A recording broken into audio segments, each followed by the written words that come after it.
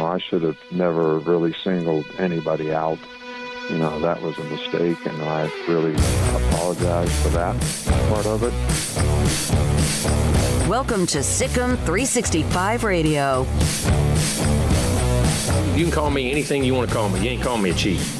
I don't cheat and I don't lie. So I learned that when I was a kid. If you did, the old man slapped you side of the head. Maybe somebody should have slapped him. Sikkim 365 Radio is presented by IdealMRI.com. High-quality MRIs for $497 or less. IdealMRI.com. Your health is important, so is your budget. Offset with Smith in the backfield on 2nd and goal.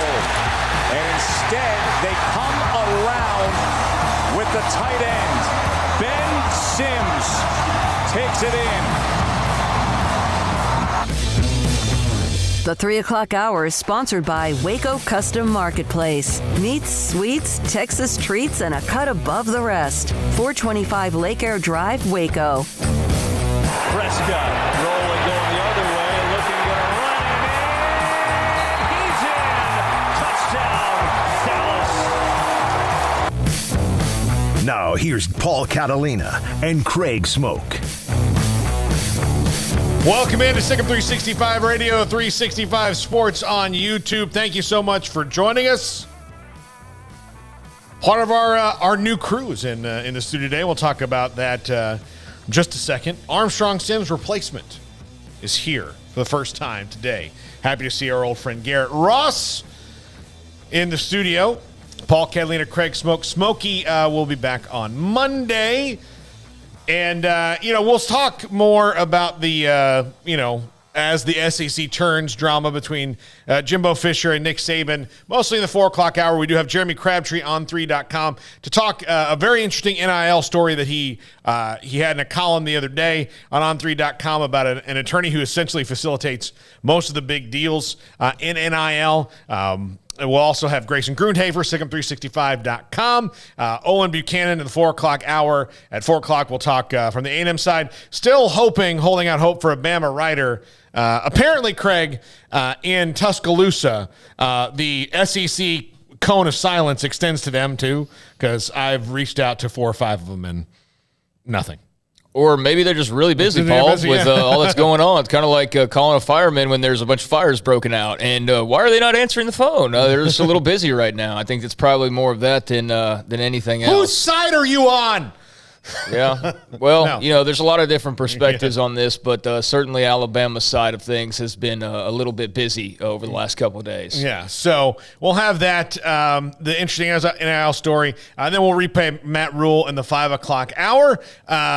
But first off, some big news for Baylor in that President Linda Livingstone, Craig, signed to a 10-year extension. There were some thoughts that she would be a candidate for the Big 12 commissioner to the NCAA president, as she is on the governance, the transformation committee. But to me, I do think, and you'll see this quite a bit, especially when it comes to the NCAA side, where would you rather be?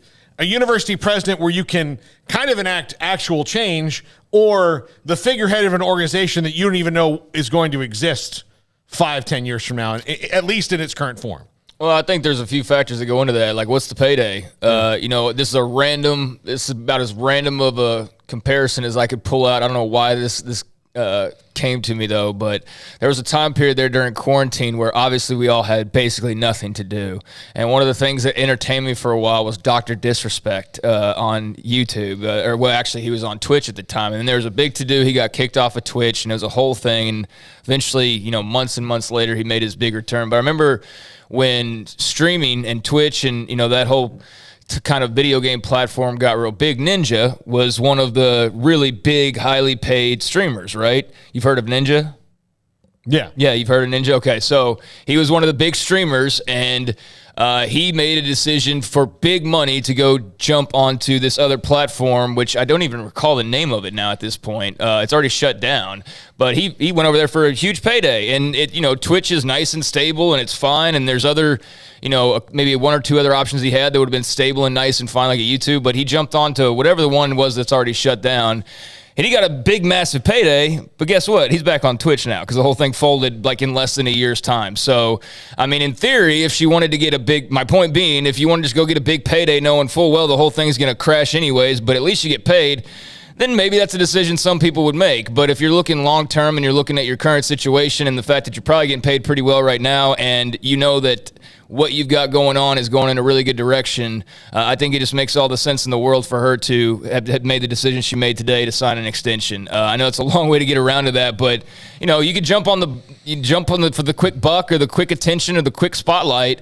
But the long-term play, I think it's a smart decision because what they've got going on right now is pretty good. Well, and look, she's on the transformation committee, so she is privy to information that none of us have, and so she has some insight on what it could be and the kind of different, Mixer futures. Is what I was thinking of. Yeah, Mixer shut down, but the different kind of, the different futures that it could be and the butterfly effect of what happens. And I only think there's a couple of those which could be, 20 or 30 possibilities of what they do that would be really attractive to someone to want that job right now.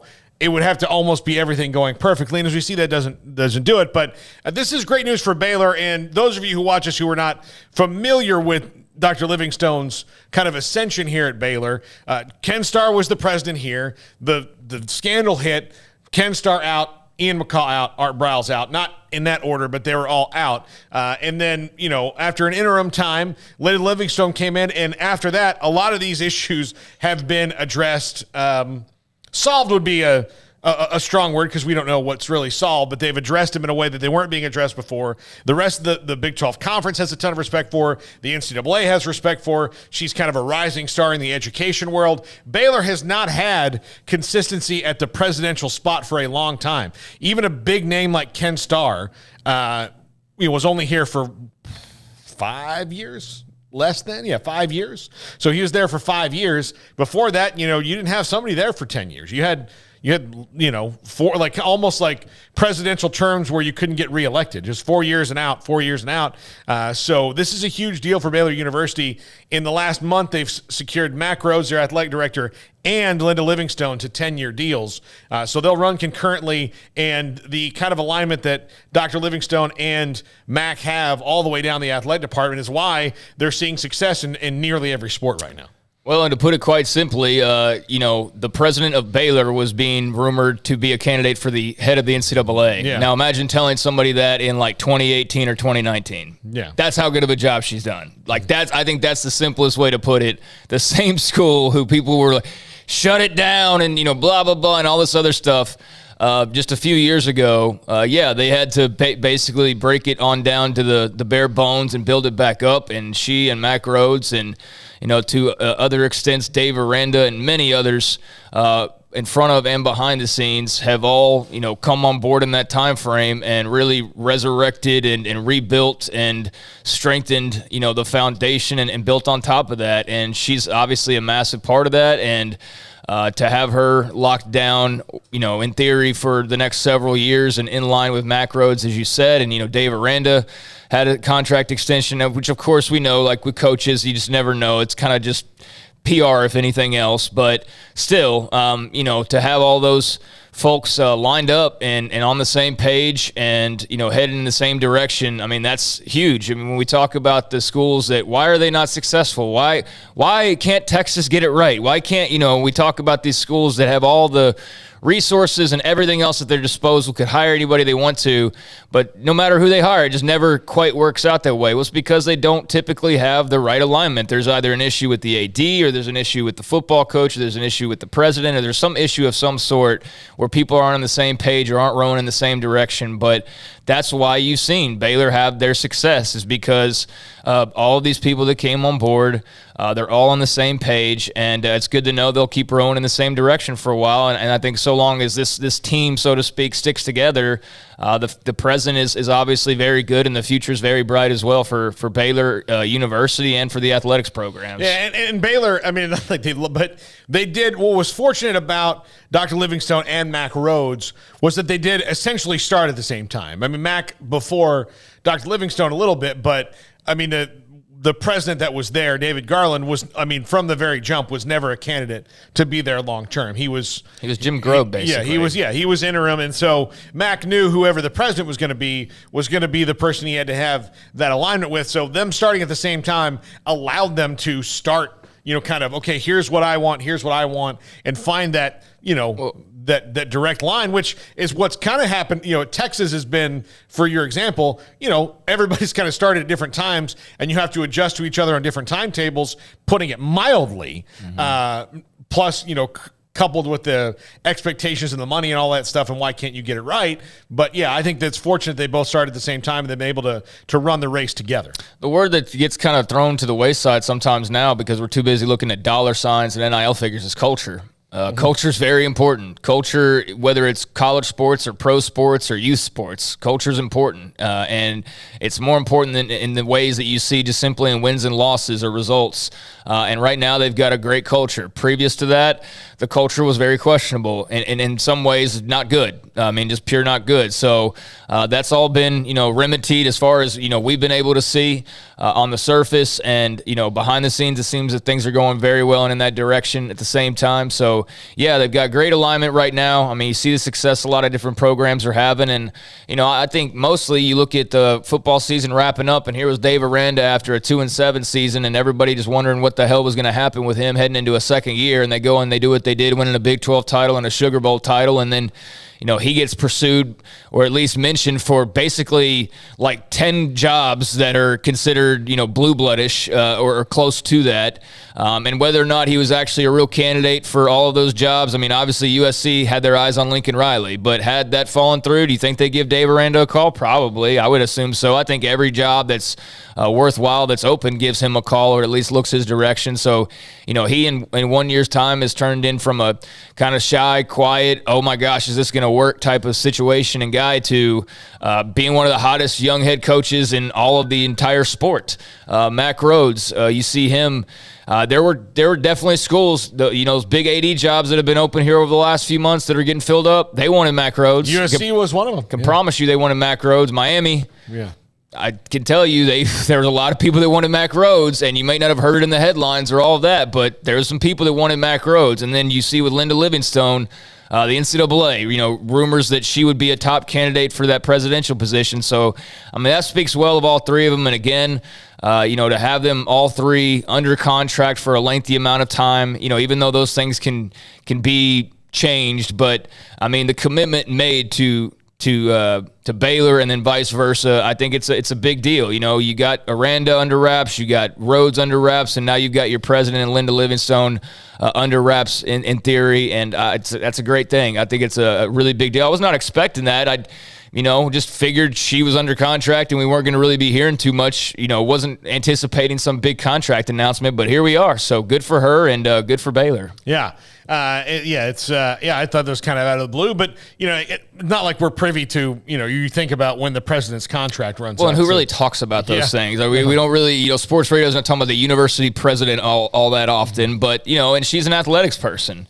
Being a former athlete at Oklahoma State, so she gets that sports side of it, and you can't say that about every university president. Yeah. So that, that just plays into it as well. So yeah, again, just a good situation. And I was writing an article about Matt Rhule last night and some of the things that he was saying about, Baylor football and what they accomplished this year. And he helps, pave the way for a lot of that. And it was just crazy to me to think back to when he first started, and people who weren't around here then really have no idea what that was like at the time. And for a good long time, like for a good 2 years at least, was just not good at all in any way, shape, or form. And, then look ahead to when they finally kind of got over that hump a little bit and started to earn some respect back because, he changed the culture and he changed the perception, and they started doing things, a certain type of way that, brought success on the field, but also off the field as well. And so I thought about when he first arrived and then how crazy it was to sit there in 2019 and see where they had, gotten in that 2 or 3 years time period. But then even to think back then and like looking back on the feeling of, I remember vividly walking out of AT&T Stadium after Chris Platt gets chased down from behind and Oklahoma comes back to eventually beat them for the Big 12 title, and just thinking like, oh man, like, and then meanwhile, here comes all these rumors about Rhule, and then the whole Sugar Bowl week, it's just all Rhule in the NFL. And then Georgia kicks their head in, and then they lose the Sugar Bowl, and then he leaves. And just, it's like they had finally gotten to a point where it's like, oh, man, this is enjoyable again. And then, it gets turned up on its head, and then here we go 2 years later again. And who could have ever predicted that they would be in the spot they're in now, where they're celebrating the trajectory that they're on, the success they've had, and, the people they have in charge. To give people a little what it's what it was like in 2016, 2017, it was like walking into a building that was on fire. And then once the building was not on fire, you kind of felt you were going to open a door and there's going to be more fire for a little bit. Like, look, the fire's not out. I don't really like to reflect on that time period because it was bad. But yeah, there was a lot of lessons learned during that time period, and I'll always remember, typically driving to high school football games on a Friday afternoon, wherever we would be, if it was Killeen or Temple or here in Waco or whatever, but especially those road trips, I remember, all right, I got an hour and a half to drive, and I would have to have my phone ready to go. And the reason why was because we got to a point where every single Friday afternoon, after or around 5 o'clock, you knew there was going to be some press release of some sort or some story dropped or whatever. And that felt like it went on for about 8 Fridays in a row, if not longer than that. And I was just waiting every time I'm driving somewhere, like, all right, what's going to hit before I get to the stadium? And every week there was something, some new lawsuit or some new allegation or some, coach speaking out or whatever, some recruit decommitting or whatever the case may be. So, yeah, safe to say they've come a long way since that time period. And, Linda Livingstone's played a big part in that. Craig, did you see the conference revenues that were reported today from the 2020 season? I saw the ACCs. Yeah. I was running some errands, so I didn't get to dig around as much as I would have liked to normally. But I did see the ACC got a boost, and that's Notre Dame getting us some credit for that. That and then playing most of their 11-game conference schedule that they had, right? Certainly helped. They had a record. That was the record year. Was the coronavirus year for the ACC as far as revenue goes, which should tell you how much they struggled maybe before that a little bit. But they had a record year. The Pac-12 distributed only $19.8 million per school, a decrease of 41% over the previous year. In a statement, the Pac-12 attributed those numbers to decreased media rights and postseason bowl revenues, game cancellations, lower event revenue from no fans, and higher costs associated with COVID-19 health and safety protocols and testing. I think that last one is probably negligible compared to all the other ones that you lost. Yeah. And that you decided to play, most of them just played 4 games, right? 4 to 6, something like that. I think it was more than 4. But honestly, that seems like 20 years ago at this point. But no, they didn't play a full season. I remember that, yeah. Yeah, I mean, the ACC, everybody had their cancellations in the league. everybody dealt with it. They, of course, the SEC announced in February that their revenue was $777.8 million in total revenue, $54.6 million per school, increase over the previous year. So they made money. And the Big Ten and the Big Ten was $53 million less in revenue. So not as much of a loss as the ACC or the Pac-12 was, but everybody who fought through it made money that year. So it wasn't all doom and gloom, but the Pac-12 certainly learned its lesson, or hopefully has learned its lesson. And also, they were following the Big Ten's lead so long that even they played less than the Big Ten did that year. So, but they're suffering for it now, for sure. Well, Big 12, you said they were down, right? The Big 10, I don't have the Big 12 numbers. The Big 12 was down $53 million. Yeah. The Big 10 was down $89 million. And the SEC... obviously they're going to always be doing, they got an increase. They made more money, but, I know a lot of that is just the power that they have. But, the Big 12 lost $53 million, Big 10, $89 million. They still made $680 million. And, it looks like the SEC ticked up, but ACC obviously down. And it's to be expected. That's incredible on the SEC's part to still have – seen a revenue increase. And I know that's not just simply, I know there's probably more that goes into that than just everybody lost and they gained. Well, there's reasons why they gained, of course, and that's why they're the top conference, is they're so well set up, and it's such a big brand at this point. But, yeah, I mean, I hadn't even thought about any type of release. I kind of just put COVID season in the rear view in terms of, I guess the impact that we talk about now at this point is just how it's jumbled up rosters, and it's led to like 7th-year seniors and, all sorts of craziness. That's also been kind of fun to see at the same time. But I hadn't even given a little bit of thought to what the numbers would look like. So not surprised that if anybody was going to be up, it would be the SEC, and not surprised that based on this, looks like pretty much everybody ate a few tens of millions of dollars. But the Pac-12, that was obviously predictable. The rest of them, I could have gone kind of either way, but certainly with the decisions the Pac-12 made to have their shortened season and almost not have a season at all, you knew that they were probably going to suffer a bit, and clearly, they did. Down 41%. They were the drop by far. The Mountain West is now the second conference to eliminate the rules on divisions. They won't do it until next year, though, Craig, which the Pac-12 is doing it right away.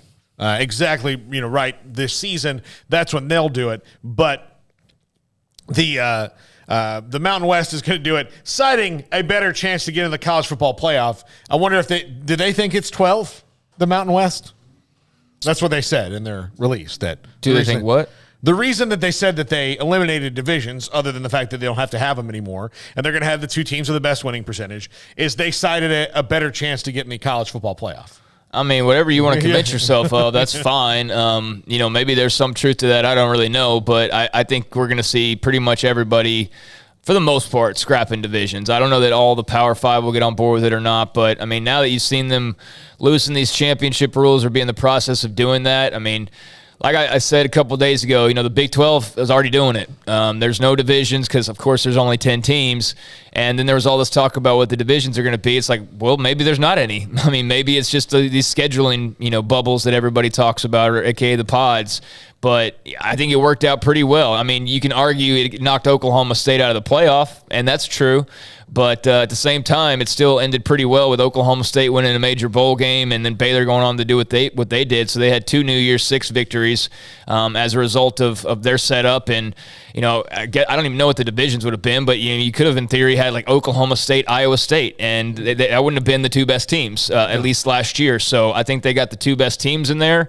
And everybody else that wants to jump into the best 2 teams fray, I think that's great. I know there are some downsides to it. I've seen people point out, well, like this school and this school and that school, they're not going to ever have a chance ever again. But then you go look at those schools they're pointing out, and they haven't had a chance in about 50 years, or they've only been there once in the last 30. So it's not really changing all that much and blocking out like teams that would regularly be there otherwise if there were divisions. I mean, okay, Duke's been there a few times or a couple times or whatever, but it's not as though you're like shutting down a dynasty by not allowing them the opportunity. You know what I'm saying? So I'm good with the getting rid of divisions. I'm sure there will be some point brought up by somebody that makes me doubt that, at some turn, and think, oh, maybe this is not all the way a great thing. But for the most part, I like it. I like that we're going to see the 2 best teams in every conference facing each other for that conference's championship. That's the way it should be. Now, I don't know how tiebreakers are going to work. Yeah. I mean, what if you have 3 teams that all have 2 losses? How does that work? And it doesn't add up to where this team beat that team, beat this team equals this.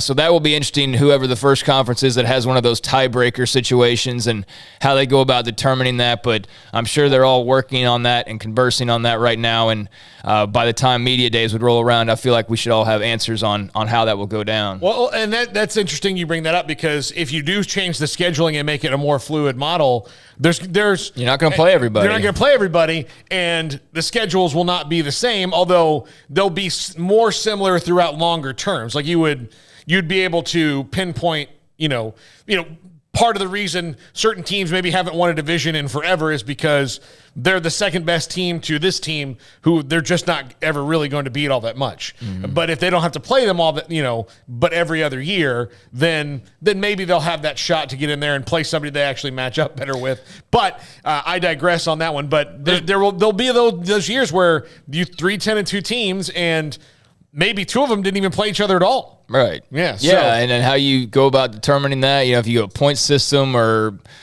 just the one common opponent they may have had or what common opponents they had, there's ways to do that. And like with anything else, there's no perfect solution. You can argue for a 64-team playoff. Hey, there's problems with that. You can win a 16, there's problems with that. You can win an 8, there's problems with that. You can win 4, there's problems with that. There is no perfect way to do a playoff, and there's no perfect way necessarily to do a championship game in the current scenario because, you're going to either do divisions and it just stays kind of status quo, and you don't always have your 2 best teams, and sometimes you might have a team that's really not in the mix, and they end up beating the team that does have a chance. But at least with the 2 best teams, most likely those 2 teams will be in the mix for the bigger bowls, if not a playoff spot.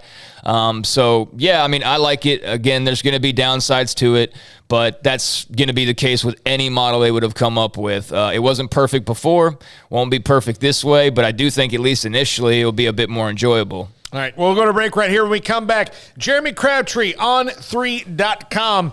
He wrote a column about Michael Caspino, who is the NIL lawyer. That's who he is. It's pretty interesting, his story, and I caught the column the other day. I sent it to Smokey and Craig, and wanted to get Jeremy on to talk about it because, like everything, there's kind of one central figure in all this stuff, and he's figured out a pretty good way to funnel NIL money to where it needs to go. This is Sikkim 365 Radio, 365 Sports.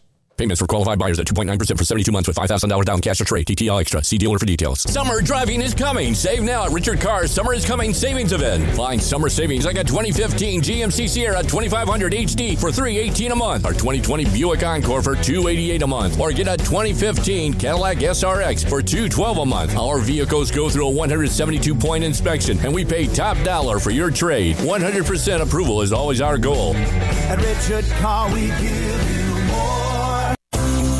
At Ideal MRI, we feel blessed to be a part of the Waco community. We're a small family business right here in Central Texas, and our goal is to bring down the cost of healthcare while maintaining high quality. At times like this, the cost of healthcare has never been more important, and unfortunately, significant illnesses and injuries still occur. That's why Ideal MRI is open and here to serve you through the difficult time. We offer premium MRIs just like a hospital with state-of-the-art technology and specialists, but you'll pay less. Sometimes thousands of dollars less, whether you're using insurance or not. At Ideal MRI, we accept most insurance, and there are no hidden costs, even offering financing if that's needed. Everything included in the price, and you'll not get something as a surprise in the mail later on. If you need an MRI, ask your doctor about Ideal MRI. They'll know. You can schedule an appointment safely from home online in minutes at idealmri.com, or give us a call, 833-IDEAL-MRI, idealmri.com. In the market for a quality metal building? Since 1943, Pioneer Steel and Pipe has helped Central Texas residential and commercial customers with metal building design, panel options, building components, and trim options. Pioneer Steel and Pipe's residential line is energy efficient, offers low maintenance, reduces insurance payments, is impact resistant, and carries up to a 45-year limited warranty. In addition, they can also help you find a metal building contractor for your project. Pioneer Steel and Pipe with locations in Waco and Bryan, and at pioneersboys.com.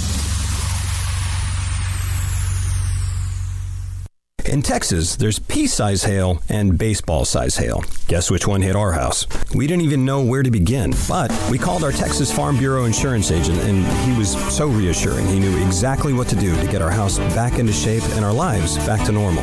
Now, we're even more thankful for the roof over our heads. Stop by and see our agents at one of our 3 McLennan County locations. Coverage and discounts are subject to qualifications and policy terms and may vary by situation. Did you know that Waco Regional Tennis and Fitness is a partner of the City of Waco? Did you know that we are open to the public? Waco Regional Tennis and Fitness offers day passes to the public for only $10 a day, and we offer money-saving memberships. Waco Regional Tennis and Fitness offers over 40 group exercise classes each week, including bar, yoga, boot camp, indoor cycling, and more. There are free weights, weight machines, TRX, rowing machines, stationary bikes, new treadmills, elliptical machines, and much more on the spacious weight room floor. Personal training available where you can be encouraged to grow. Sauna, whirlpool, tanning bed and kids club, 17 tennis courts, 8 pickleball courts, youth and adult tennis and pickleball lessons. Waco's premier experience, where you can help your mind, body, and soul. Visit our website at wacotennis.com. Call us at 254-753-7675 or visit us next to Hawaiian Falls on Lakeshore Drive in Waco.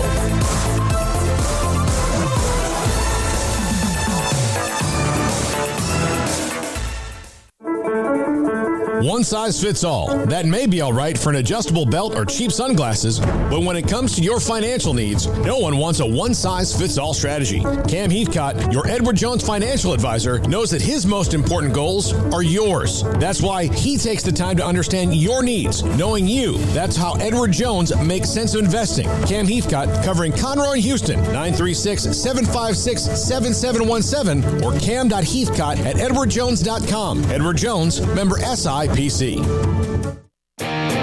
This is Sikkim 365 Radio. Text us at 254-339-1122. The Sikkim 365 Radio text line is sponsored by Riverbend Liquor and Wine, with the most extensive variety of craft beer in Waco. A hidden gem on Lakeshore Drive and 19th Street. We'll get to your text and chat room probably about 4:30-ish. We've got back-to-back guests, starting with Jeremy Crabtree, On3.com, national recruiting analyst. And Jeremy, thanks so much for being on the show. I reached out to you the other day because I read your article about Michael Caspino, and like everything else, it always seems that there's one central figure who's figured out the game before everyone. What led you to him? How did you find this out? And tell people about him who may not know who he is. Yeah, Michael Caspino is better known in the college landscape as the NIL lawyer. He is the guy that, while he is not able to confirm, but he is the guy that orchestrated the deal with Tennessee quarterback commitment, 5-star recruit out of California, Nico Emalaba.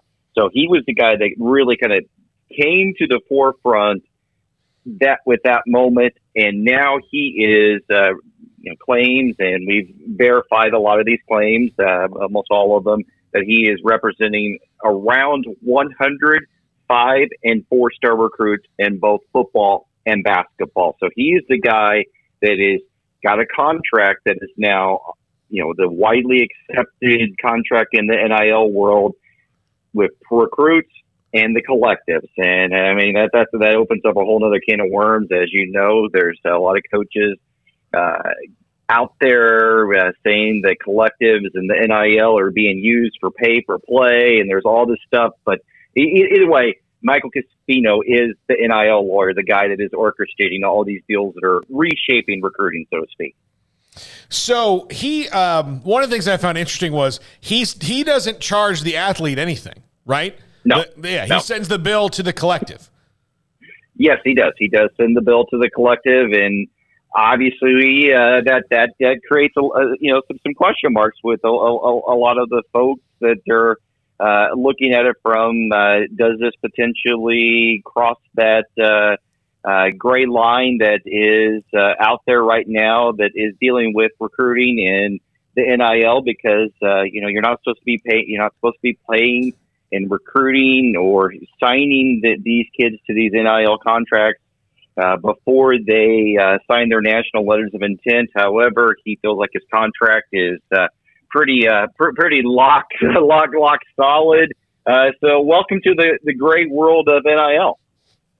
So this all feeds into the drama that we had yesterday in Saban v. Fisher. Michael Caspino, I believe, confirmed that, yes, he's worked with the A&M collective. Yep. And that Jimbo, he said, what Jimbo said is, I don't know anything about it. That's their business. And Michael Caspino said, for more or less, that's true. That Jimbo keeps out of it. It just points to, like, essentially an imaginary door of, like, well, that's over there. I don't need to know about it. What do you think about what happened yesterday with Nick Saban kind of revealing to the world that guys like Michael Caspino are out there? Well, I mean, everybody that's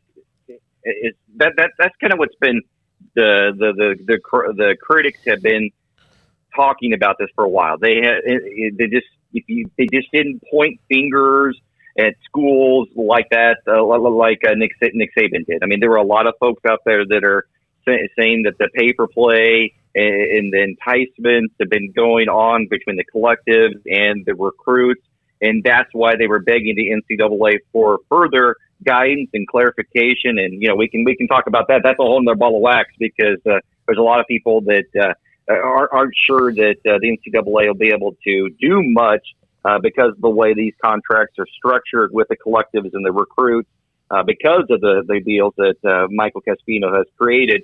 But then also, there's also the talk about, how do you, and lack of enforcement from an enforcement staff standpoint, and then also antitrust rules. So there's all that gray area. But Nick Saban did something that he pointed a finger. I mean, we've had a lot of coaches talking and voicing frustrations about the NIL and how collectives are using it for pay for play. Lane Kiffin, James Franklin. I mean, James Franklin came out a couple of weeks ago and said that the perfect recruiting pitch can be beaten by the NIL. You can have everything that is done right about go in the recruiting process. You sell the mom and dad. You've got the great academics. You got playing time. You've got the right fit from a culture standpoint. He loves the assistant coaches. He loves the players, but ... NIL can win those battles. And I talked to other coaches across the country in every Power 5 conference, and they're seeing that. They confirmed that what Lane Kiffin had been talking about, what James Franklin were talking about, is legitimate. But the thing that just kind of brought this whole thing to the national forefront is that Nick Saban actually pointed a big finger at Jimbo Fisher and the Texas A&M collective. So, Jeremy, you brought up the NCAA aspect of this. Written your article, Michael Caspino basically has no fear of the NCAA really doing anything to change this. We all know that they had years and years of opportunities to try and get ahead of this, and like with a lot of their other decisions, they just felt they didn't need to, and now here they are like chickens with their heads cut off trying to figure out everything. But really, what can they do? I mean, at this point, it doesn't seem like Caspino, or I'd imagine others perhaps you've talked to in the collectives world or the NIL world are really all that worried about it at this moment. They're not, and we've gotten some statements from the collectives. They're saying we're going to continue to go status quo, and so to speak. And I have actually reviewed one of these contracts and ethically, I'm not able to share contract with other lawyers, but I've been able to kind of share the highlights of what's in this contract with other lawyers. And you're right. Legally, by the way the rules are written right now, these deals with these collectives follow state legislation in many parts of the country, and the NCAA would have a very hard time enforcing it. Also, there's the fact that the NCAA enforcement staff right now has been reduced because of COVID to around 15 to 20 people. So suddenly, we had people get basketball on wiretap, and they weren't able to punish those people. So now, how are they going to be able to investigate all this stuff going on behind the scenes with NIL? It's just a whole murky mess that people have been crying out for something to be done, and they've tried to put some new guardrails on it, but the guardrails seemingly don't change things. And a couple of coaches just called it just a bunch of words. It's just utterly fascinating. Jeremy, how as a national recruiting analyst, your job changed in the last 2 years in that you have other factors to consider that now I'm sure in the past there were times where you knew something was going on as far as this guy picked this school because of this deal he made, but it's not a question you can really ask or talk about if you don't have any kind of hard evidence. Now it's out in the open to consider things like NIL, transfer portal, a Jordan Addison type situation. So covering this, how has that changed for you? I mean, for what's worth, my full-time job now is covering NIL and the impact it has on the recruiting front. I mean, I used to be heavily focused on, okay, this kid's going to go this school because of this reason. Now it's the NIL is impacting recruiting and I'm writing about that. So you're right. And these coaches, like going back to what James Franklin said, that you could have this perfect pitch, and suddenly a collective strikes a deal with a prospect, and it changes the entire game. So I would say probably in many instances that the NIL now is the number one reason why these kids are making some of their decisions. Not at every school. Some schools are still a little bit behind on that from that standpoint, but I think a lot of the top Power 5 programs, even in the great state of Texas, there at A&M and in Austin, they're playing the game and they are doing it quite effectively. So, Jeremy, one thing that we talked about this actually, I think, a couple of times on the show, and even here recently, and Michael Caspino brings it up, of just the life-changing effect that NIL can have. And he points out particularly for African-American athletes. And just in general, though, I mean, look, no matter what color, background, or whatever, there's so many opportunities now available to these players. And you highlighted one of these good stories, one of these positive stories, one of these life-changing type of stories. What can you tell us about Hawaii and NIL? Well, yeah, now you're right, and that's a whole another ball of wax with this NIL, because a lot of people are trying to demonize these kids and call them greedy, and many are coming from socioeconomic situations where this is life-changing money, and there's no guarantee that they're going to be NFL prospects, and so this is a way for them to potentially get that life-changing money, have some sort of guarantee in high school. In college, that because you just never know, and you never know. But then also there are other aspects to it that are so positive out there. And we get situations like the University of Hawaii men's volleyball program, who just won their second national championship in a row. And granted, University of Hawaii men's volleyball is not a national name, and people in Texas probably don't know who they are. But in their community, they are heroes, and they're able to use NIL to help benefit their to get some money in their pockets, because these kids aren't on a full scholarship. They're on often only a 10 to 15% scholarship, and University of Hawaii men's volleyball program only has 4.5 scholarships to give to 23 players. So that's not a lot of money. So when they can get these deals, even if it's a couple $100, it can help these kids out. Let them go out and be a normal guy and go get some pizzas on a Friday night. Jeremy, what did you think of, just in your personal opinion, of Nick Saban and Jimbo Fisher going at it? Oh boy! I mean, I'm excited. I guess it kind of just gets me fired up as a football fan. That hey, football season's now 100 days ish away, so it gets me excited that that's there. But I don't think it's good for the game when we have so many just leaders of the game pointing fingers, and this the feedback that I got from a lot of people is that you better be careful about throwing glass stones, throwing stones in glass house type situation, because it's happening all over college football. Not just the NIL is not just being used effectively at Texas A&M; it's being used effectively all over the country. So I just want to go back to what you were talking about, referring to Tennessee's rumored high-priced quarterback recruit. I've seen when the whole Jordan Addison thing's going on, or whether it be Caleb Williams, people throw out these figures, and who knows what's true and what's not. But I do see people, when they see the millions attached, going, "Well, there's no way that's possible." That's absolutely possible and going on, right?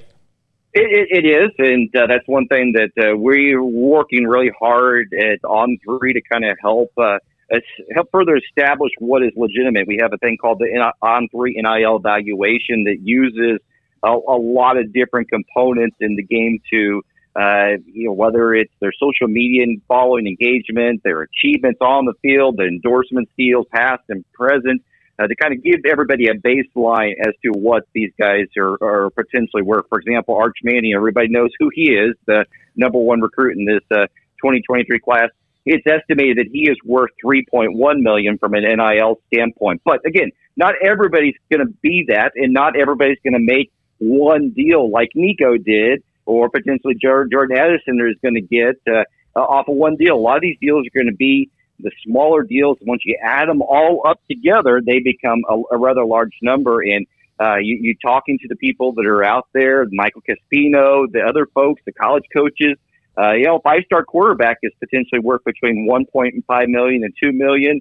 Lockdown defensive ends, they can be up 6 or 7 figures. Cornerbacks, offensive linemen. It kind of mirrors what you see in the NFL. Yeah, I mean, the world's changed really fast, Jeremy. We appreciate you hopping on the show. Great stuff. Is a great column. Eric Dickerson in a Trans Am being just the worst thing in the world to Bijan in a Lambo, and nothing's wrong with it at all. Welcome to our world. Yeah, absolutely. Jeremy, thank you so much. We'll absolutely have you again. Great stuff. All right. Thanks, guys. Have a great weekend. Right. You too. Yeah, great stuff from Jeremy Crabtree. Yeah, I mean, everything's changed. Everything's changed. Look, Jack's got a countdown to college football season. Yeah, right there, 98 days down to the second. I've got a question though. You want to explain this? This is hiding cords. Oh, so we have a Big 12 one. Okay. This one is just the one. This is kind of a test run for when one of us isn't here. All right. I was just wondering. We haven't had that out here, so I'm just like, are we making a statement or something? Yeah, there's these cords here. Yeah, I got you. You can see, but now we have other ones. Colts made them. So Colt made them. So with this one, we probably should have changed it out, like first segment to this segment to the other one, but we're just kind of doing a test run. It's the summertime, so no, it looks cool. I was just very curious. I was like, man, that's just news. I'm going to suggest he make one with just that logo on it. So that way it's neutral. Yeah, but no, cool. But he anyway. But that's what that's for, because we have cords or different things that just pop out of the board or of the desk here. When we come back, Grayson Grundhaver talks Baylor going heavy already on 2024 recruiting. We'll get his thoughts on Saban v. Fisher, because why not? And his thoughts on NIL and anything else that's going on. Grayson Grundhaver, SicEm365.com. He's next. 365 Sports, SicEm 365 Radio. Baylor University is where lights shine bright. So, let there be light. Let there be roommates and teammates, scholarship and championships. Let there be fresh starts and new traditions, fast friendships and lasting impacts. Let there be laughter. Let there be joy. Let there be light. Baylor University, where lights shine bright. From the first workout to the last practice, sports is an incredible and rewarding challenge. Hi, this is Dan Ingham with the First National Bank of Central Texas, and we're proud to support each athlete, every parent, and our educators. From families, small businesses, to the biggest industry, we're here to help. With remarkable products like our free First mobile app, we've got banking ideas that fuel big dreams. That's the First National Bank of Central Texas. Familiar faces making local decisions. Member FDIC, Equal Housing Lender.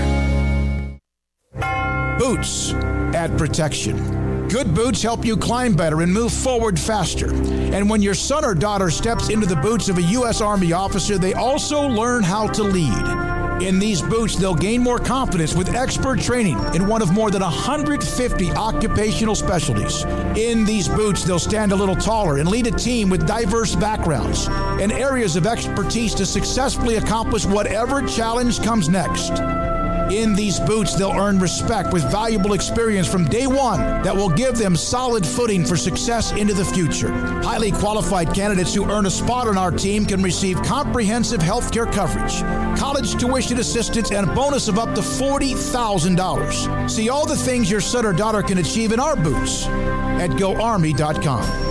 U.S. Army Waco Recruiting Company, 254-598-8131 or 254-776-1543.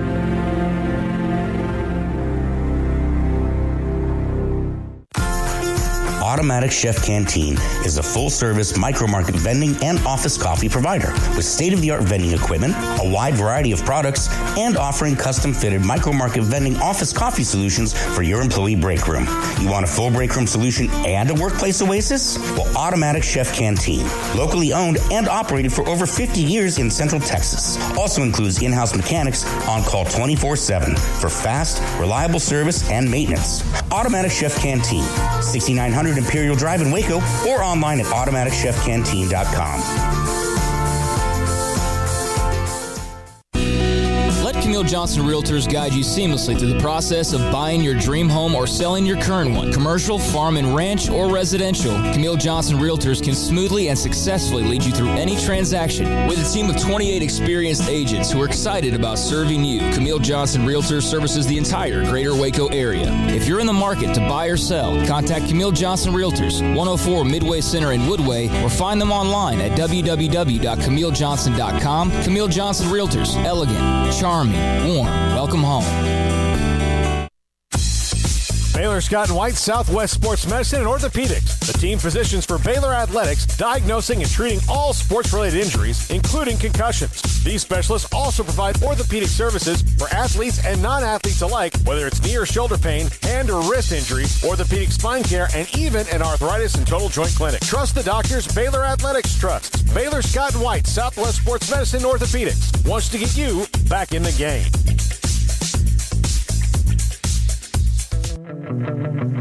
Welcome back to Sikkim 365 Radio. Have you subscribed to our YouTube channel? Search 365 Sports on YouTube. Welcome in, Grayson Grunhay for Sikkim365.com.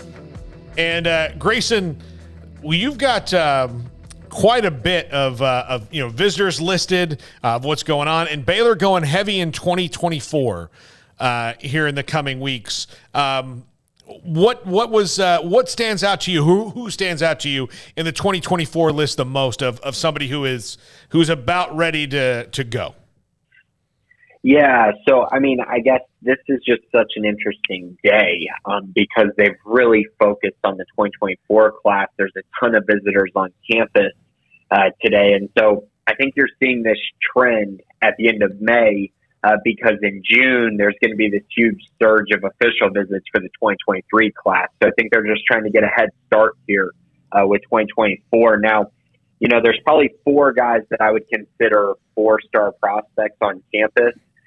Clemens, wide receiver Freddie Dubose. I mean, this is a guy who's going to have offers from all over the country, already has Arizona State, Arkansas, Houston, TCU, Texas type offers.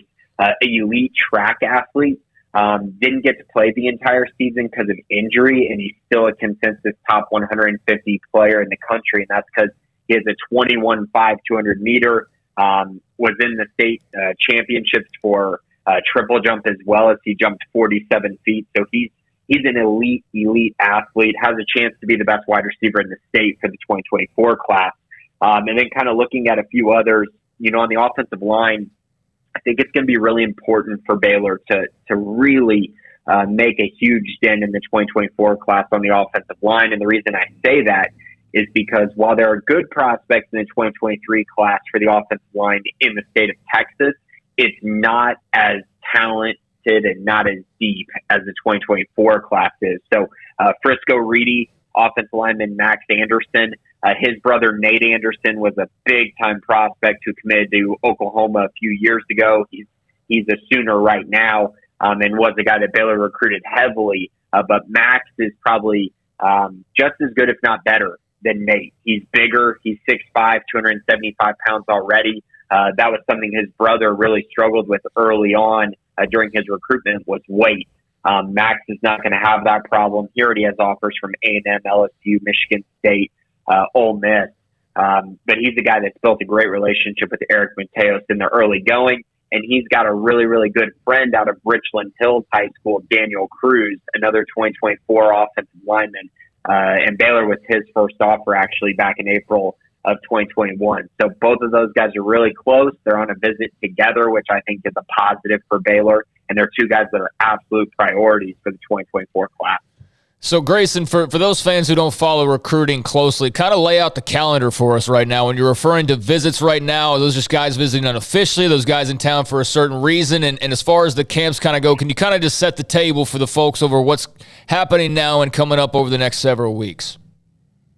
Right. So this is 2024 class, guys. So these are all unofficial visits right now. They're not able to take official visits until next year, so the calendar turns over. So that's kind of where you're at with 2024. Camp season starts in June. So Baylor has camps pretty much every weekend in June except for the first weekend and then one at the end of July. That will be primarily for 2023 and 2024 prospects, but you also see some young guys there as well from the area and from out of state as Baylor tries to evaluate guys. And then on the Baylor side of things, which is obviously unique to every single school, Baylor has three official visits coming up in June, and that's specifically for the 2023 class. I suspect they'll probably have maybe one other one later on in the cycle, kind of maybe in December or before the second signing day. So yeah, that's kind of where Baylor's at right now. Obviously during the season, there'll be a lot of unofficial visitors. But yeah, this summer, this June is going to be really important for the recruiting side of things for this Baylor program.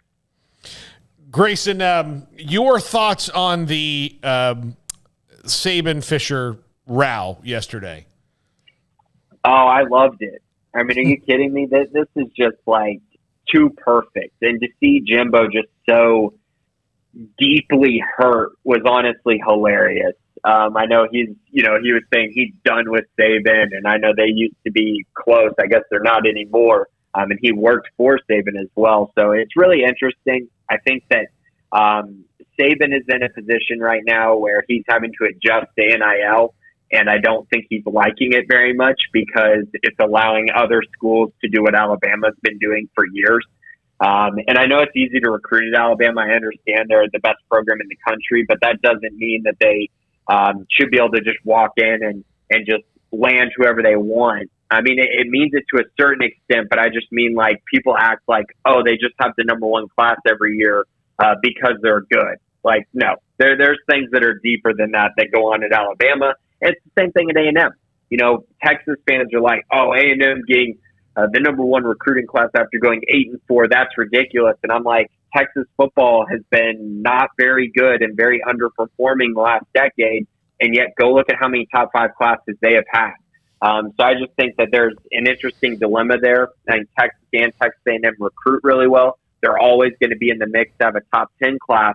But A&M did strike gold by getting the number one class. And my only thoughts on that and my only thoughts on Jimbo with getting the number one overall class is don't act like you didn't do some things NIL-wise to get there, because everyone in the country knows you did, and it's okay if you did because it's legal now. So as long as you did it legally, it's fine, and he claims that it was legally. But for him to act like, oh, none of them have NIL deals, we didn't do this at all, that's just a joke, and then, getting all mad at Saban for pointing it out, I felt like that was kind of ridiculous and honestly kind of sensitive on his part.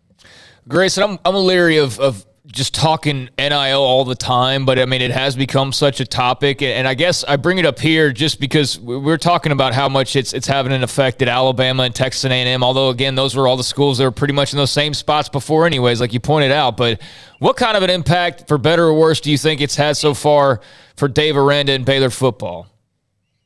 Yeah, it kind of brings me back to that same argument. You brought it up perfectly, I think. Like, Bama and A&M have always recruited well. And, since Kevin Sumlin went to A&M, they've always pretty much been around that top 10 group for recruiting rankings. And I expect them to stay there. And I expect a lot of the high-end guys to go to those top schools that make up, the top 10, 15 programs money-wise in the country, the ones that can really afford to give massive NIL deals.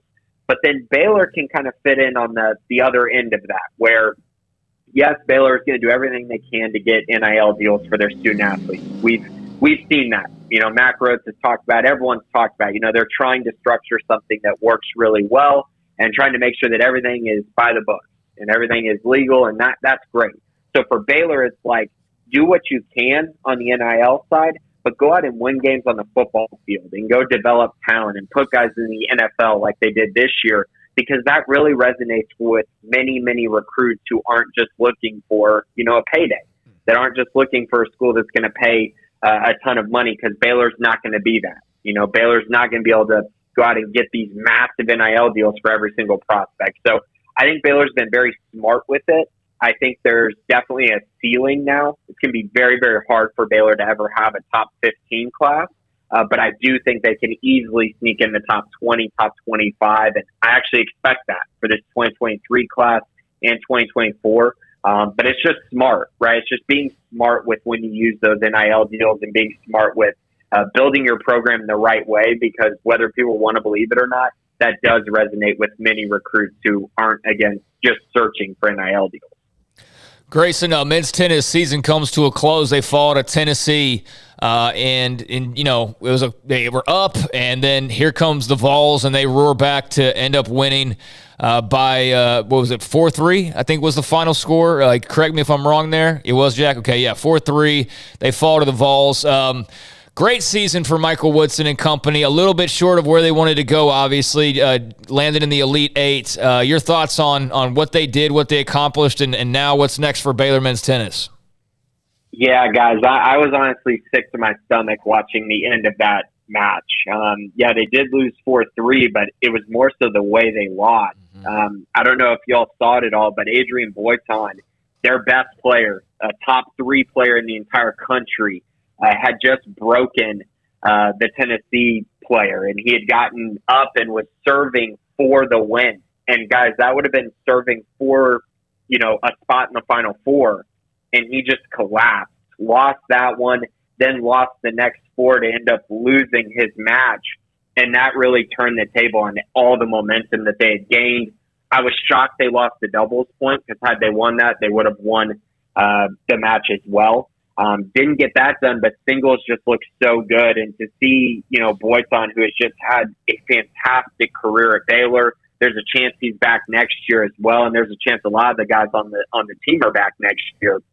But to see that end up the way it did, it was hard to watch. It was really, really hard to watch. And it made me really sad for these guys, because they put in a lot of work and they were right there to getting a Final Four trip. But hey, kudos to Tennessee. They were able to grind it out and get the win.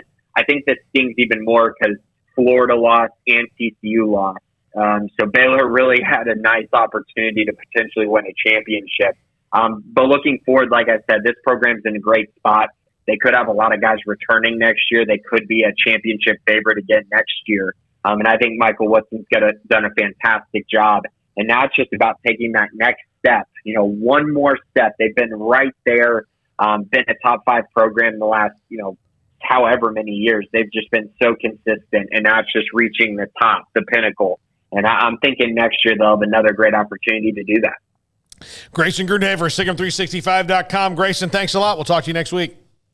Thanks, guys. Appreciate it. All right, next up, Owen Buchanan, TexAgs.com. He was the first one to ask a question in the press conference yesterday, and you'll hear part of that answer in the open as we come back at the 4 o'clock hour. Owen Buchanan is next. SicEm 365 Radio, 365 Sports. Y'all listen up. Let me tell you something about group meals from Rudy's Barbecue. It's got all you need for all the folks you gotta feed, smoked meat, sides, and more. There's everything down to the tablecloth, just like the one that you see at the store. At a bridal shower, it's better than flowers. In a long distance meeting, it'll pass the hours. It'll feed all the cousins at a family function. It's better than potluck at a church luncheon. Next time you need to feed 10 or more, call and order a Rudy's group meal. Next in line. Hey, this is Bryce Petty, former starting quarterback and 2-time Big 12 champion, and I know firsthand the importance of being in top shape both on and off the field. So listen up, men. If you're feeling beat down day in and day out and looking for that high-performance edge that separates the men from the boys, then look no further than the Petty Clinic Low T in Waco. Petty Clinic is a comprehensive men's healthcare clinic with an atmosphere catering to men. Board-certified Dr. Kent Petty has a special interest in offering the highest quality medical care to men of all ages. Some of the services offered include screening and treatment for low testosterone or thyroid, infertility, high blood pressure, diabetes, high cholesterol, sleep apnea, while offering comprehensive wellness exams and complete men's health lab panels. High performance men, remember, it's not just a Petty thing. This is Bryce Petty, encouraging you to reach out and Google search Petty Clinic Low T or go to pettycliniclowt.com and get your complimentary lab screening today.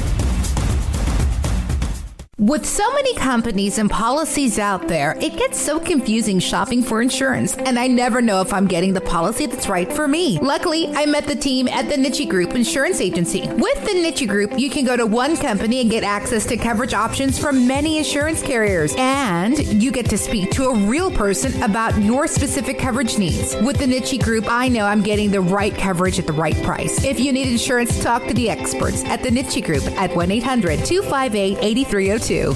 Do you or your kids get nervous about going to the dentist? Stonewood Dental, Dr. Steve Childress, he can help.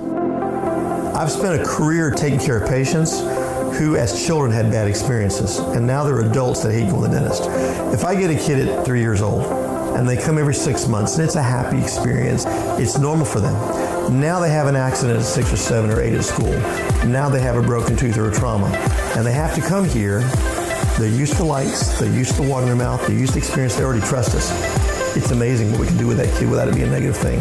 But if I see a 6 or 7 or 8 year old that's never been to the dentist, and now they have a trauma or an unfortunate unexpected toothache, it's harder to do that for that kid and it not be somewhat of a negative experience. So bottom line is I try to teach kids and adults and teenagers and everybody the way I'd want my family treated, which is where it's a necessary part of life. You just take care of it. It doesn't have to be that big a deal. Learn more, stonewood-dental.com.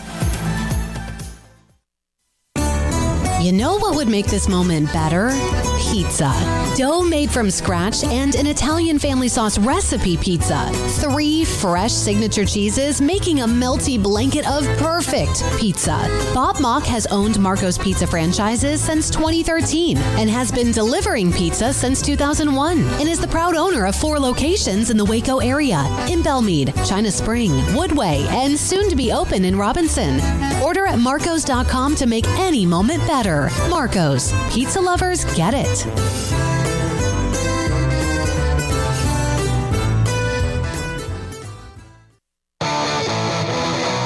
Welcome back to Sikkim 365 Radio. A couple of things, Jimbo. First of all, have you had any contact with Nick since? No. Oh, he's called. You just didn't take the call? Not going to. We're done. And he shows you who he is. And then I just wanted to. He's the greatest ever, huh? And then I just wanted. You got all the advantages. It's easy.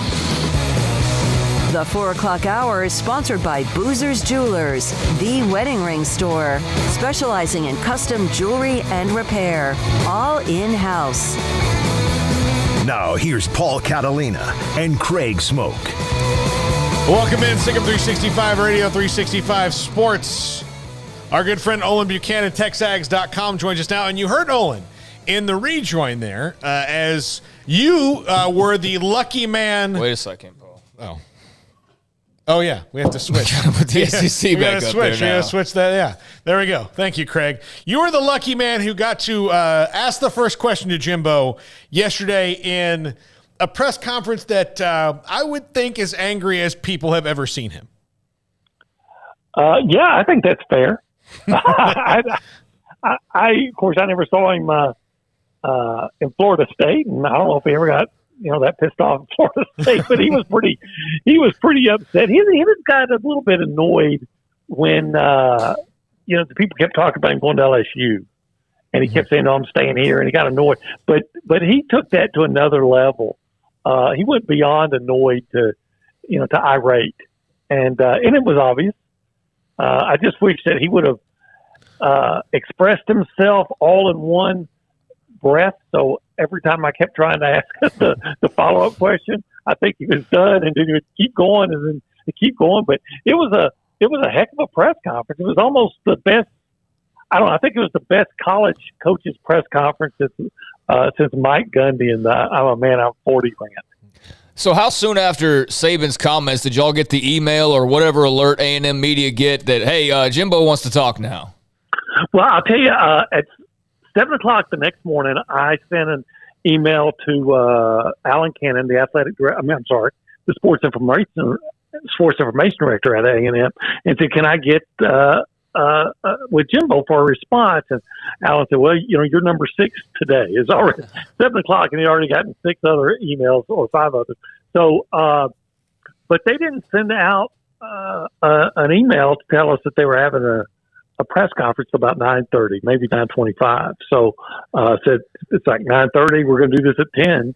Fortunately, TexAgs is almost right across the street from Kyle Field, so I thought we were able to get over there in about 2 or 3 minutes. And I expected it was going to be eventful with Jimbo, making himself so available, and I think I got more than I bargained for. Now, Olin, I do think, there's many schools of thought on who the villain and who the hero was in this argument, but From the Texas A&M side, Jimbo's sticking up for himself. He's sticking up for the players, and he did that. Obviously, very insulted by what his former boss said about him and took that very personally. Do you feel that he shorts the value of the NIL collective when he's saying that, or does he really believe that like it, getting them from what is it, a consistently top 10, top 7, sometimes even top 5 class to the number 1 class was all on him and his coaches? He believes that it was all because of the work they put in. If you follow recruiting, they had a heck of a class already assembled, committed-wise, before NIL was ever, ratified or established, whatever word you want to use. And a lot of those guys came out of Houston.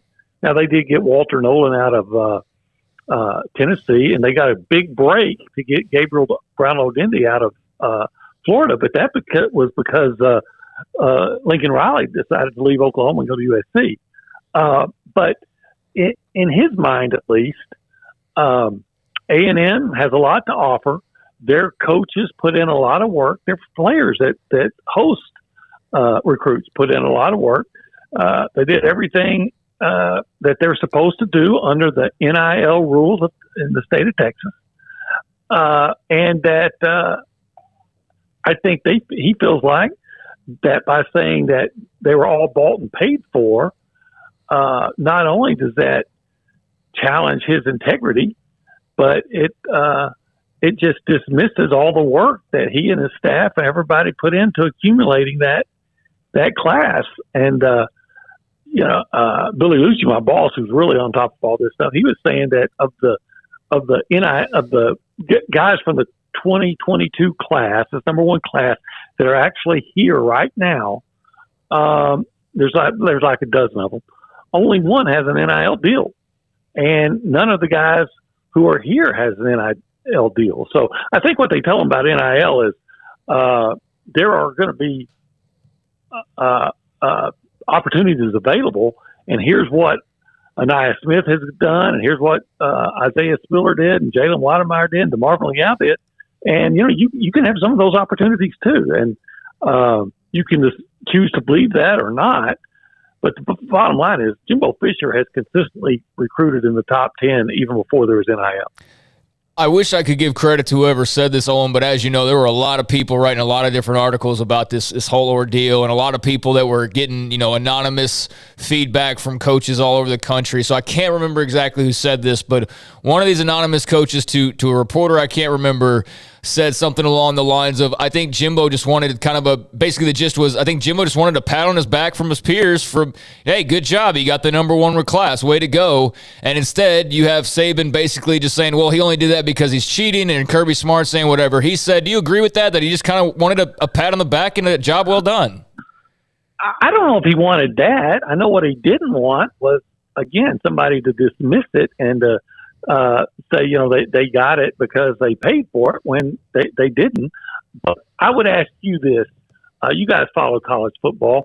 If that number 1 class had been Georgia or Clemson or Ohio State or even Texas, do you think there'd been the same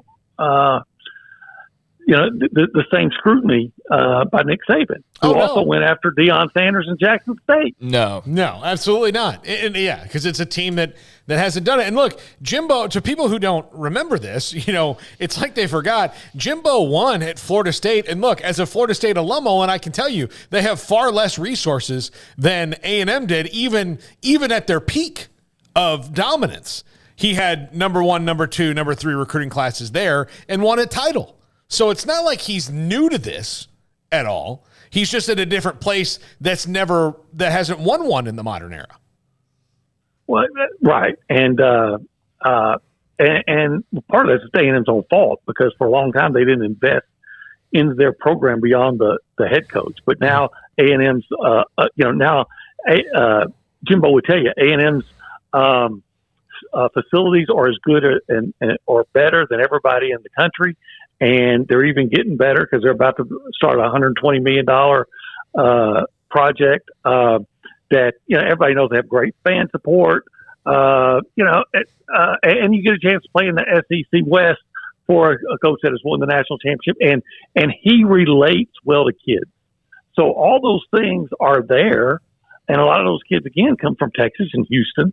So there's all those factors involved, and he's recruited well before. And then for you to say, well, we didn't, Nick Saban, we didn't buy anybody, and they bought their whole team. Well, I think a lot of people could understand why he'd be upset, and quite frankly, he counterpunched. Oh, and when he started talking about some people thinking they're God, and if you go and dig back into his past, did you feel like he was getting ready to reveal where all the bodies were buried? No, I didn't. I didn't think he would go all the way. In fact, he went further than I thought he would. If you're around him enough, every now and then you'll catch him making a side comment about what has gone on in college football, and we all know about. He even said once, we've always had NIL. Now they just have a name for it, and it's legal. He said stuff like that before. He was offered a job several years ago before he was the head coach to return to go to Alabama and work with Nick Saban again, and he said he didn't, and he didn't, but he made a reference to it yesterday and suggested the reason how come he didn't is because Nick Saban did some underhanded things allegedly. So I think though. Are we supposed to be shocked that any team, especially a team that's been ranked number one in recruiting 8 of the last 10 years, may have done something that's underhanded to get a star player? No, of course not. No, we're under no delusions here. I think the thing I've been saying about NIL for a while is like people aren't even. Like, most of the people try to make it out like if you say anything negative about NIL, it's like, oh, well, you don't want the players to get paid. It's like, no, people just want some structure. We all know what's going on, and I don't care if Tennessee's paying their quarterback $8 million allegedly or whatever. Like, I don't think that should surprise anybody, and anybody acting otherwise is just kind of, I don't know, being a fool, quite frankly.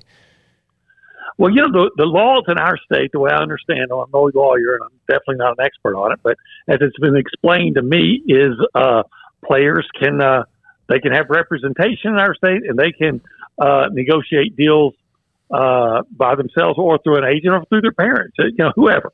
But they can't take money from the university, and the university can't act as any kind of liaison or any kind of brokerage system for them.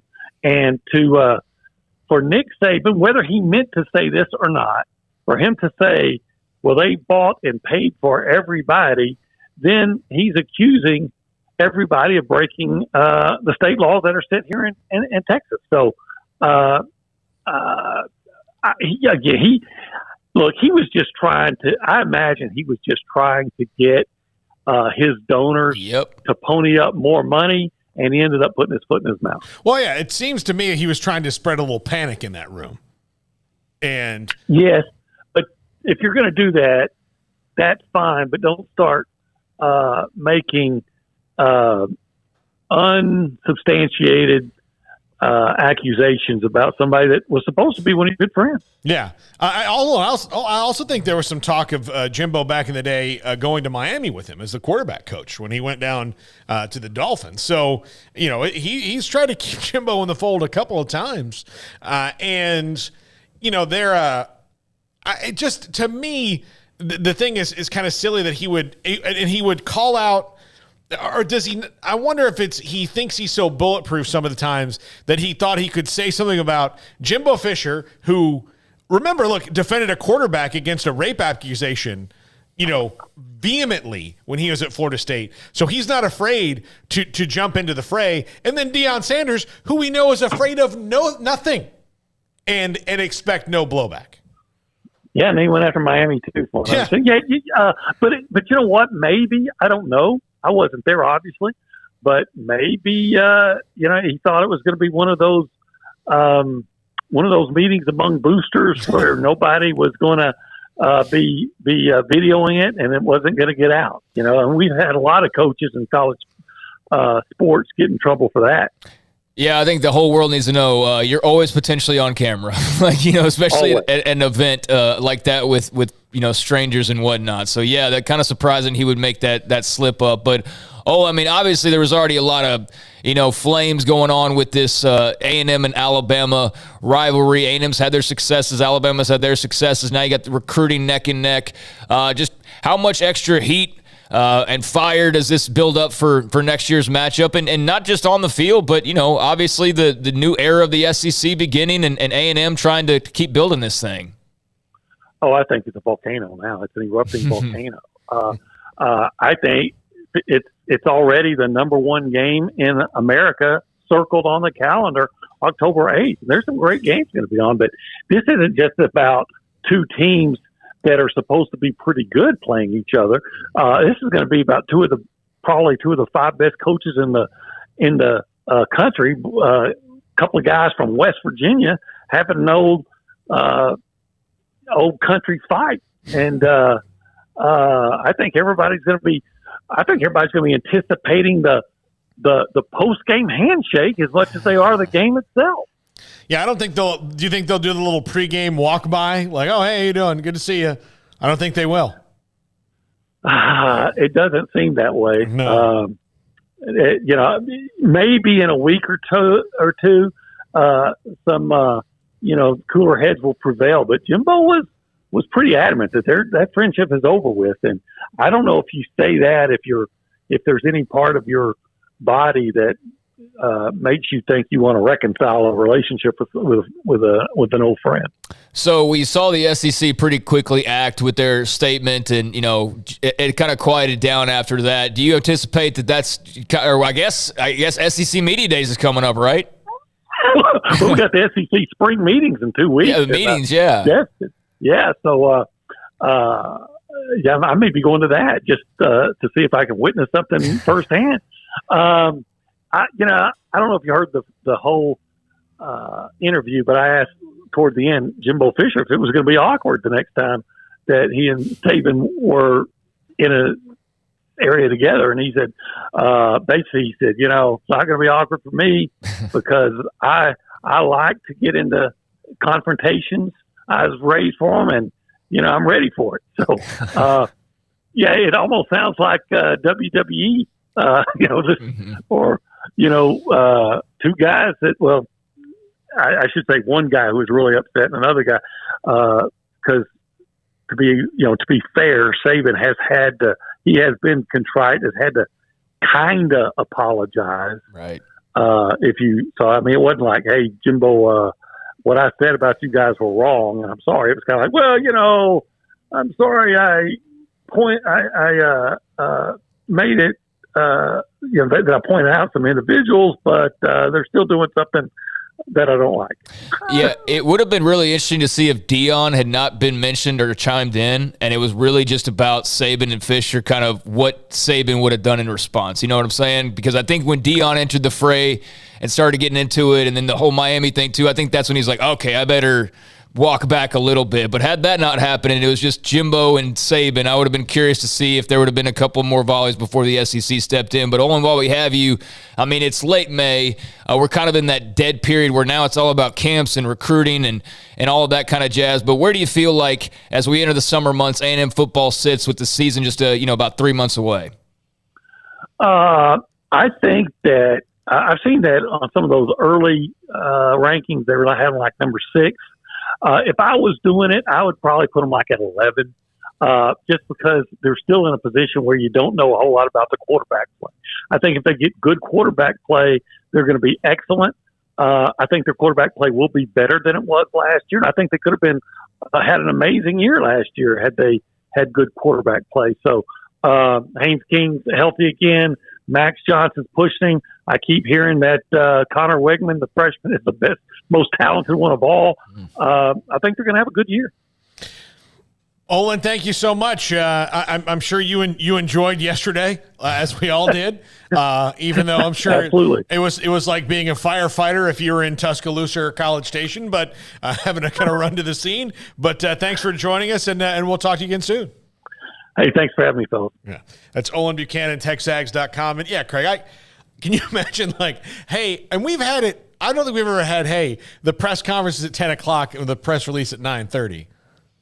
I don't know.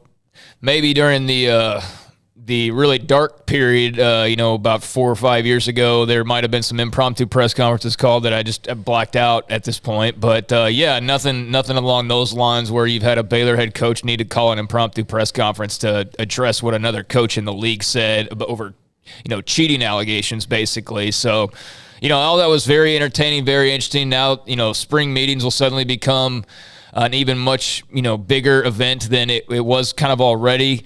And, man, it's going to be really interesting to see what's kind of said there. And I'm sure they'll run into each other in a hallway somewhere, at some point. So that'll be something to check out for sure and see what comes out of those SEC meetings. But, I understand why Jimbo reacted the way that he did. I understand why Saban, is I guess coming from where he's coming from, because I do think that I think ultimately, yes, all he was doing was telling Alabama fans hey, we need more money from you. I think that was the basic gist of it. And then he went sideways and then, involved DeLeon and involved Miami and involved Jimbo. And I don't know what he was thinking saying that they paid every player. Only I can just imagine he must have thought he was back in the 1990s, early 2000s when not everybody had camera phones. That's all I can think of. Or he's just so comfortable that he wasn't even thinking of the possibility that somebody's going to shoot this to the internet in 5 seconds after I say it. But regardless, it was a miscalculation on his part. He doesn't typically have a lot of those, but he did. And, Jimbo responded in kind. I think,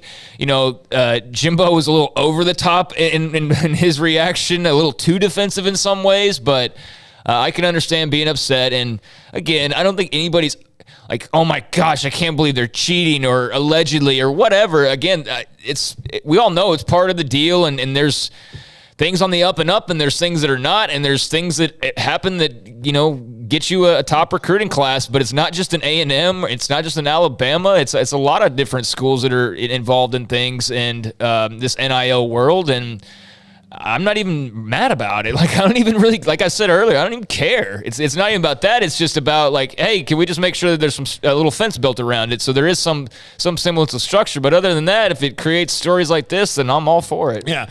But it is interesting to see them debating these things. I saw somebody put up, you're both doing it. You're both doing it. And the other thing is, walk into the Alabama football facility and there's a freaking waterfall. Dude, I went on this rant 2 months ago, exactly. And then I saw Stuart Mandel mention it last night, but I said this 2 months ago, a whole rant. I don't know if we ever clipped it or whatever, but I was talking about those crimson colored waterfalls that Alabama had in their facility, and I was talking about how ridiculous having the TV screens in every individual locker, and then you turn around and you say, oh, but we can't afford to pay the players. But they got brand new PS4s in every single locker. None of that made any sense. And there was a time period 5 or 6 years ago when college football, the facilities race got so absurd with we've done everything we can possibly do. Now we have to make colored waterfalls or put barbershops in, the field house or any number of other things. Everybody's got a PlayStation or TV in their locker, so on and so forth. It's they ran out of things to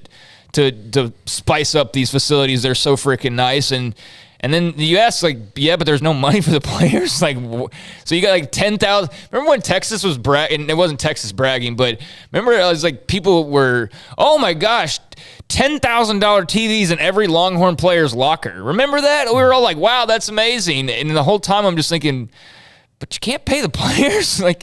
Put $10,000 TV in their locker that they might watch for 20 minutes at a time, maybe, because they're not living there, but you can't give them a little money. So that all was just so obviously just programs dripping with money and trying to flaunt it however they could to pull in recruits. And now they don't have an argument of not having money or not having this or not having that, because we know they do. And so,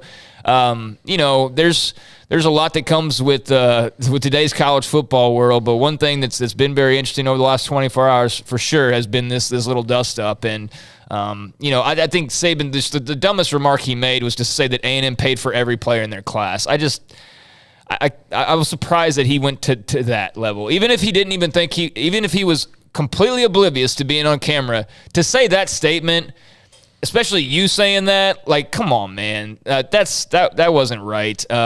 But Jimbo responded in kind, so did DeLeon, and if he pops off again, I'm sure the next person will as well. And like I said, SEC meetings will be fun. Well, they beat you with some of those players that came in before NIL the year before. I mean, like, that's why it makes it even sillier. It's like, yeah, look, Johnny Manziel wasn't making any.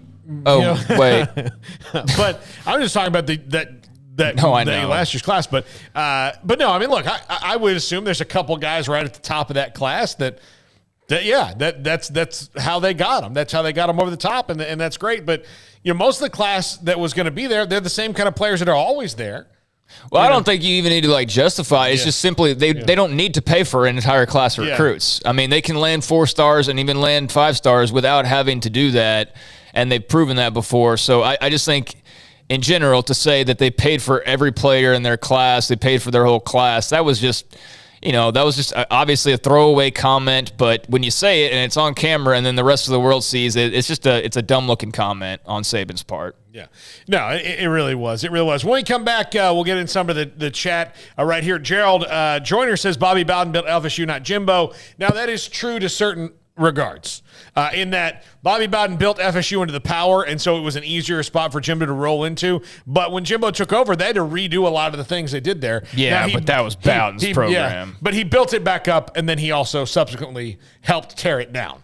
Right. So it's a very unique situation. But, yeah, I mean, no, Bobby Bowden built Florida State. It was his program, but Jimbo put his own stamp on it and brought him into the modern era, and then seemingly took the internet out of the building when he left. To just ripped down to the rivets all the things that happened on his way out the door, not just the last year, but the last couple of years that happened at Florida State. When we come back, the SEC's response shows you who they are.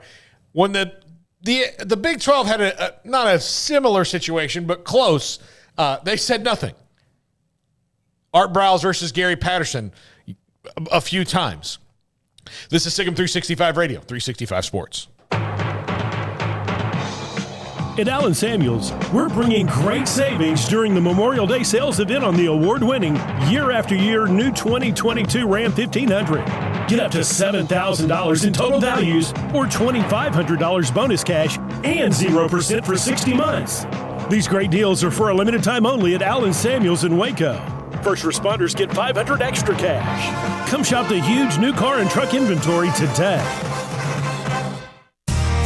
How did Edward Jones become one of the biggest financial service companies in the world? By not acting that way. Financial strategies, one-on-one advice, it's a big difference. And that's why Brad Wilson, your Edward Jones financial advisor, makes sense of investing. Experience the difference for yourself. Brad Wilson, 250 Sharon Drive in Woodway, 254-776-4337. Edward Jones, member SIPC. From the first workout to the last practice, sports is an incredible challenge. Hi, this is Dan Engel with the First National Bank of Central Texas, and we're proud to support each athlete, every parent, and our educators. From families, small businesses, to the biggest industry, we're here to help. With remarkable products like instant issue debit cards free at all of our banking centers, we've got banking ideas that fuel big dreams. The First National Bank of Central Texas. Familiar faces making local decisions. Member FDIC, Equal Housing Lender. Shorty's Pizza Shack at 12th and Bagby is a homegrown, family-owned and operated must-visit pizza place in Waco. Fantastic pizza by the slice or get the whole pie to share. Great happy hour specials every single day, and it's not just pizza. Great wings. You have to try the Sick'em sauce, chili cheese fries, pizza pillows, and more. Dine in for a great hangout or carry out. Order online at shortyspizzashack.com or do yourself a favor and bring your crew to the restaurant at 12th and Bagby. Shorty's Pizza Shack. Tell them Paul sent you by.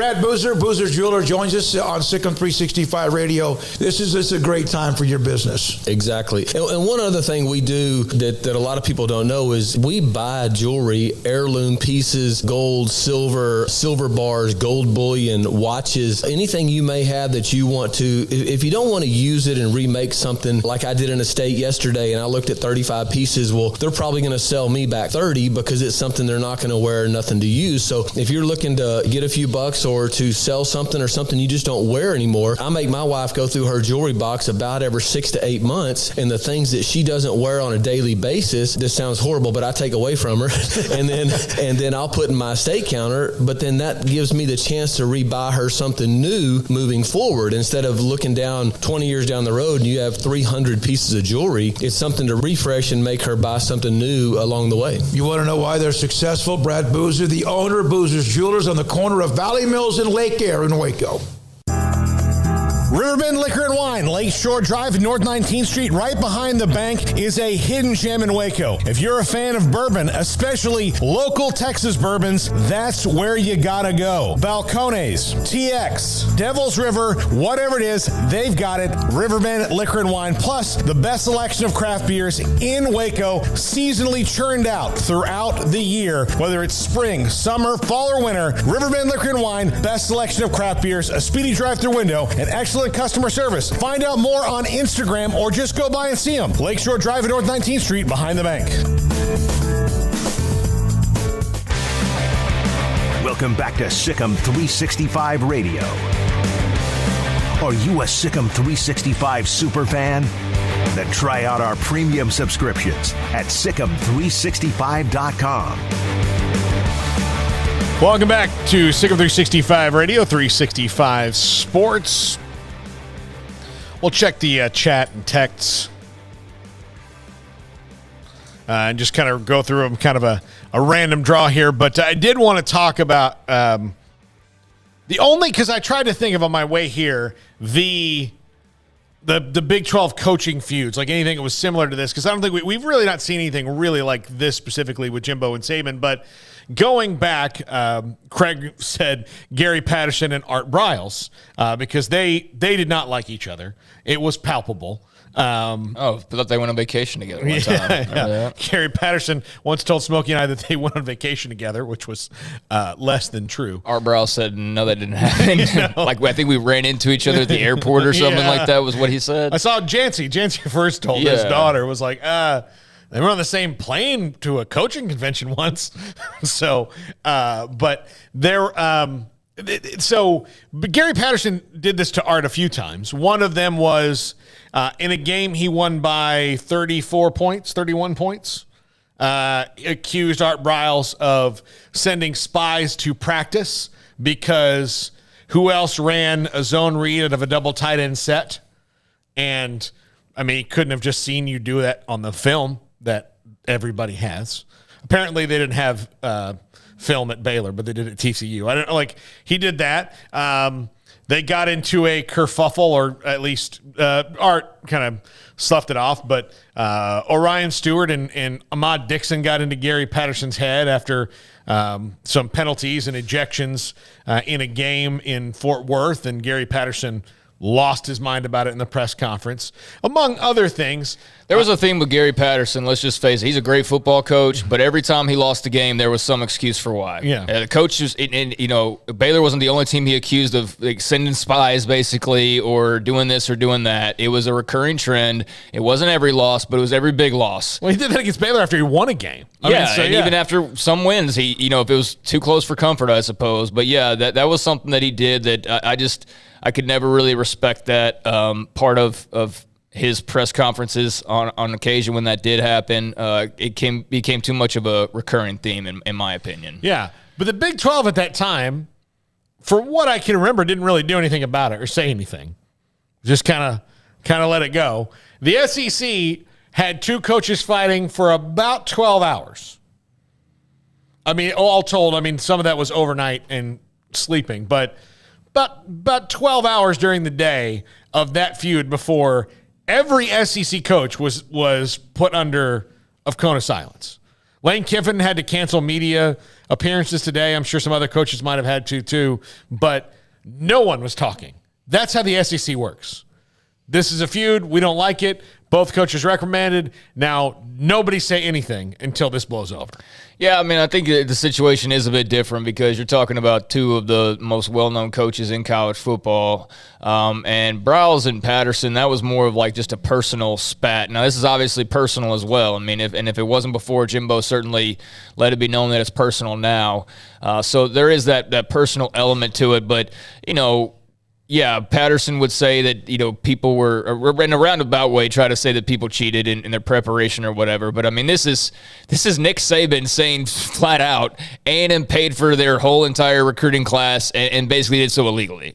So it's a little bit, more of a shot across the bow than just little chipping back and forth and little snide comments here and there. This is like a full-blown accusation that, is not a light one to make. It's not a light accusation to make. And so, the SEC is the SEC because they have great leadership. I mean, yes, it's also because of the great players and the great coaches, but they didn't rise from being just one of the conferences like 20 years ago to becoming like the conference these past 20 years.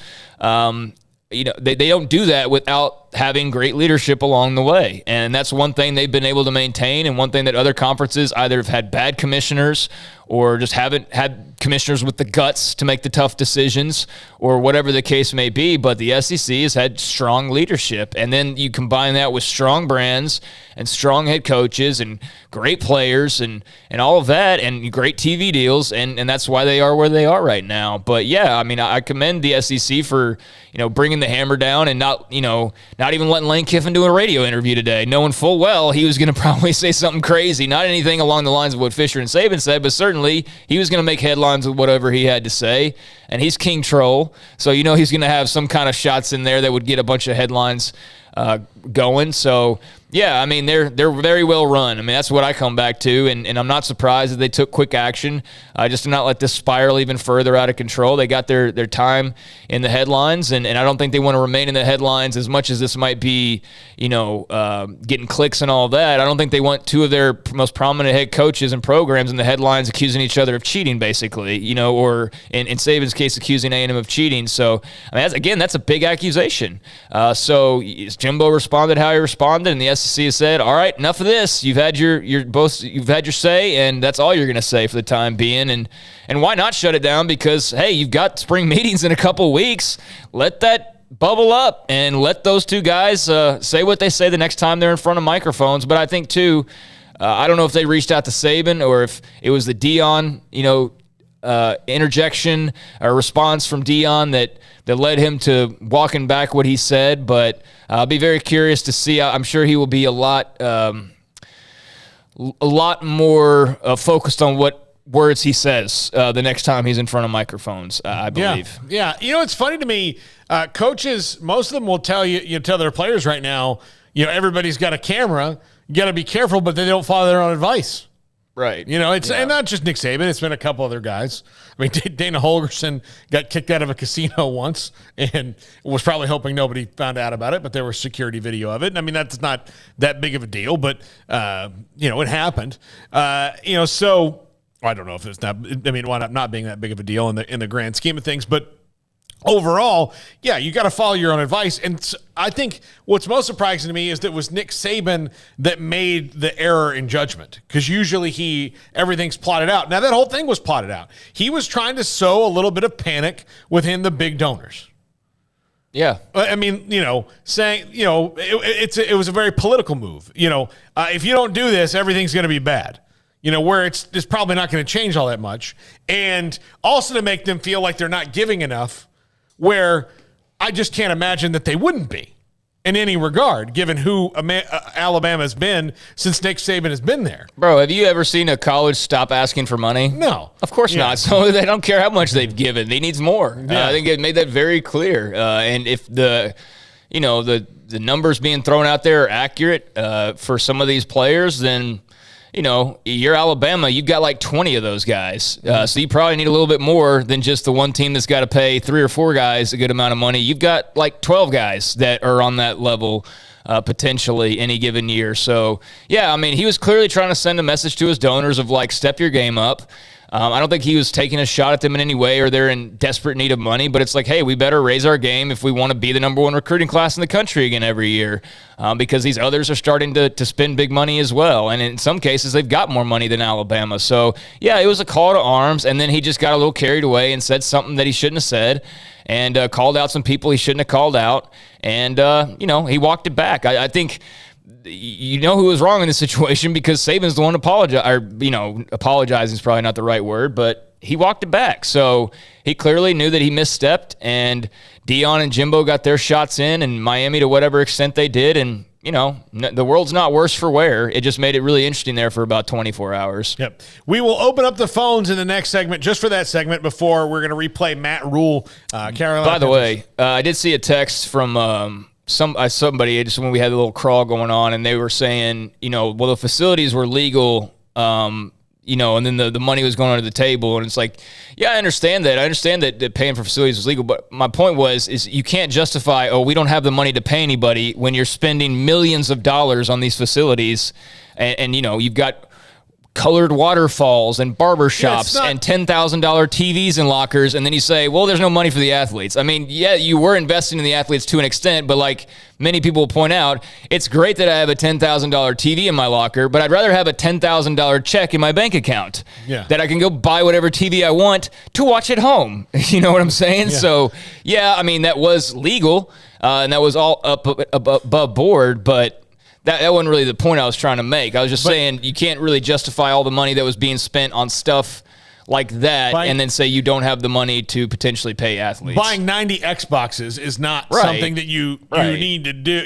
Xboxes in their lockers. No, that's Xboxes at their apartment. That's where that is. Maybe that like somebody leaves them there so they can do that. But it's not even that. It's that you would rather have the Xbox at home. Exactly. It's great that it's in your locker, but you want to be able to go buy your own and have it at your apartment or the house that you can now buy because of NIL or whatever else. Yeah, exactly. Yeah. And the other thing is that stuff is just extra stuff. It's not weight room. It's not, well, no, because you've already done all those things. So now you're just like, what's the next thing? And then that's what I'm saying is we reached a point where there's all this money, and the only thing you could do with it is basically, okay, what's the next most extravagant thing that we can do? And then everybody had barbershops, and everybody had, a waterfall or some other thing, and everybody had the brand new weight room, and everybody had the TV in a locker. So then you had a PS4, all right, and we got a PS5. And then, you only do so much of that and spend so much money before it's just like, okay, what's really the difference at the end of the day with the facility part of it? Some are nicer than others, but they're all pretty dadgum nice at this point for those types of teams that we're talking about in contention for these types of recruits. But yeah, I mean, there's obviously millions and millions flowing, and instead of you seeing it go in the players' pockets, even if there was money going in their pockets, under the table or $100 handshakes or whatever, we all know that happens too. But, instead of it going there, it's being funneled directly to the players in a roundabout way, whether through the collective or what have you. So, don't have an issue with any of it, but it's just, it was obvious when that facilities race was on and it was just so much money swirling that these facilities started to get so extravagant that you did have to wonder, like, okay, so why can't we pay the players any money? Because there's clearly enough to go around that you can put a PS4 in everybody's locker and still be totally good on the other end of it. But all right, when we come back, we're going to open up the phones, 254-339-1122, plus your text and chat. That will be the next segment. This is Sikkim 365 Radio, 365 Sports. Cars priced right both day and night. Average your car in Texas. Trucks built for you, red, white, and blue. Average your car in Texas. Cars that zoom with lots of room. Average your car in Texas. Count on us, a dealer to trust. Average your car in Waco, Texas. Texas Farm Bureau Insurance has protected fellow Texans with auto, home, health, and life insurance since 1952. With more than 260,000 square miles of land and 27 million people, that's a lot to cover. Whether you're wrangling cattle or wrangling kids, we're proud to protect Texans in all Texan ways of life. Stop by and see our agents at one of our 3 McLennan County locations. Coverage and discounts are subject to qualifications and policy terms and may vary by situation. Stepping into a new pair of boots is great, but stepping into the boots of a U.S. Army officer can also add confidence and leadership skills to your son or daughter's career path. There are more than 150 occupational specialties to help them find the best fit for their future. See all the things your son or daughter can achieve in our boots at GoArmy.com. U.S. Army Waco Recruiting Company, 254-598-8131 or 254-776-1543. At Ideal MRI, we feel blessed to be part of the Waco community. We're a small family business here in Central Texas. At times like this, the cost of healthcare has never been more important. And unfortunately, significant illnesses and injuries still occur. And that's why Ideal MRI is open and here to serve you through this difficult time. So if you need an MRI, ask your doctor about Ideal MRI. You can schedule online in minutes at idealmri.com or call 833-IDEAL-MRI.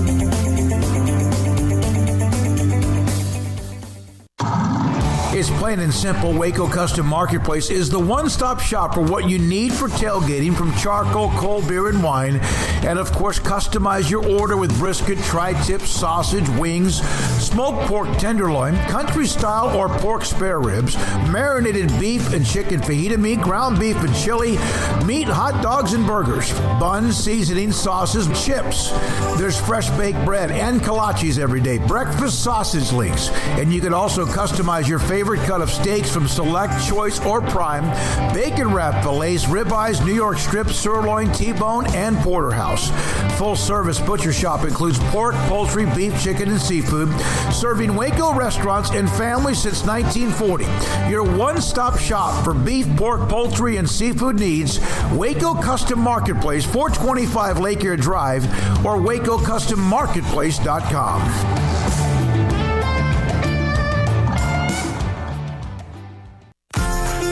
Automatic Chef Canteen is a full-service micro-market vending and office coffee provider with state-of-the-art vending equipment, a wide variety of products, and offering custom-fitted micro-market vending office coffee solutions for your employee break room. You want a full break room solution and a workplace oasis? Well, Automatic Chef Canteen, locally owned and operated for over 50 years in Central Texas, also includes in-house mechanics on call 24/7 for fast, reliable service and maintenance. Automatic Chef Canteen, 6900 Imperial Drive in Waco, or online at automaticchefcanteen.com. Welcome back to Sikkim 365 Radio. The Sikkim 365 Radio app is sponsored by Alan Samuels Dodge Chrysler Jeep Ram Fiat in Waco. Your friend in the car business at Loop 340 and east of 84. Come by. Let's be friends. Hold on, Jeff. Slight little technical slowdown. We'll open up the phones officially there, so you should be hearing just dead air on the other end of your phone. But, yes, if you want to call, just give us a second, 254-339-1122. Matt Rhule comes up in the next segment. That's a replay from yesterday. Really interesting talk we had with him, Craig. I thought always great to talk to him. I really enjoyed our time working with Matt Rhule and getting to talk to him. He's a very candid individual. So I miss seeing him, although I love what Baylor's doing right now, so I can't complain either way. Yeah, I mean, he went to pursued his dream at Carolina. I got nothing bad to say. I know some Baylor fans will always be bitter because he left, in 2019 or early 2020, whatever. But look what it led to. I mean, and I wrote an article today, and as I pointed out, I mean, you can celebrate Dave Aranda all you want, but the championships this year don't happen without Matt Rhule.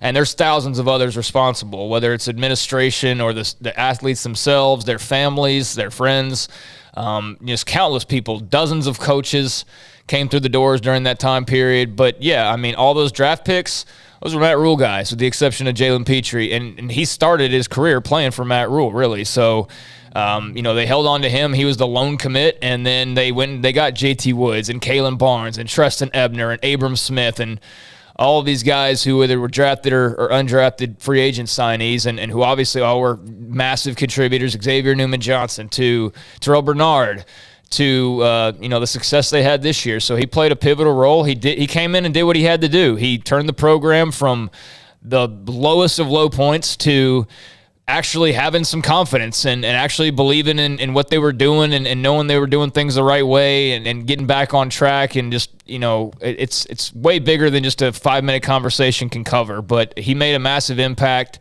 in his 3 years, got him to a Big 12 title game, and that's what made it so sweet. Was they lost to Oklahoma in a game they could have won, and they got beat up by Georgia in the Sugar Bowl, and that whole week was marred by the fact that everybody knew he was leaving for the NFL. It's just that we thought it was the Jets, not the Panthers. And so there was some ill will and some bad feelings. But, Dave Aranda's come in and done his thing, and they've won both those games now, and they're the defending champs in both those games, or they're the reigning champs in both those games, I should say. And life is good.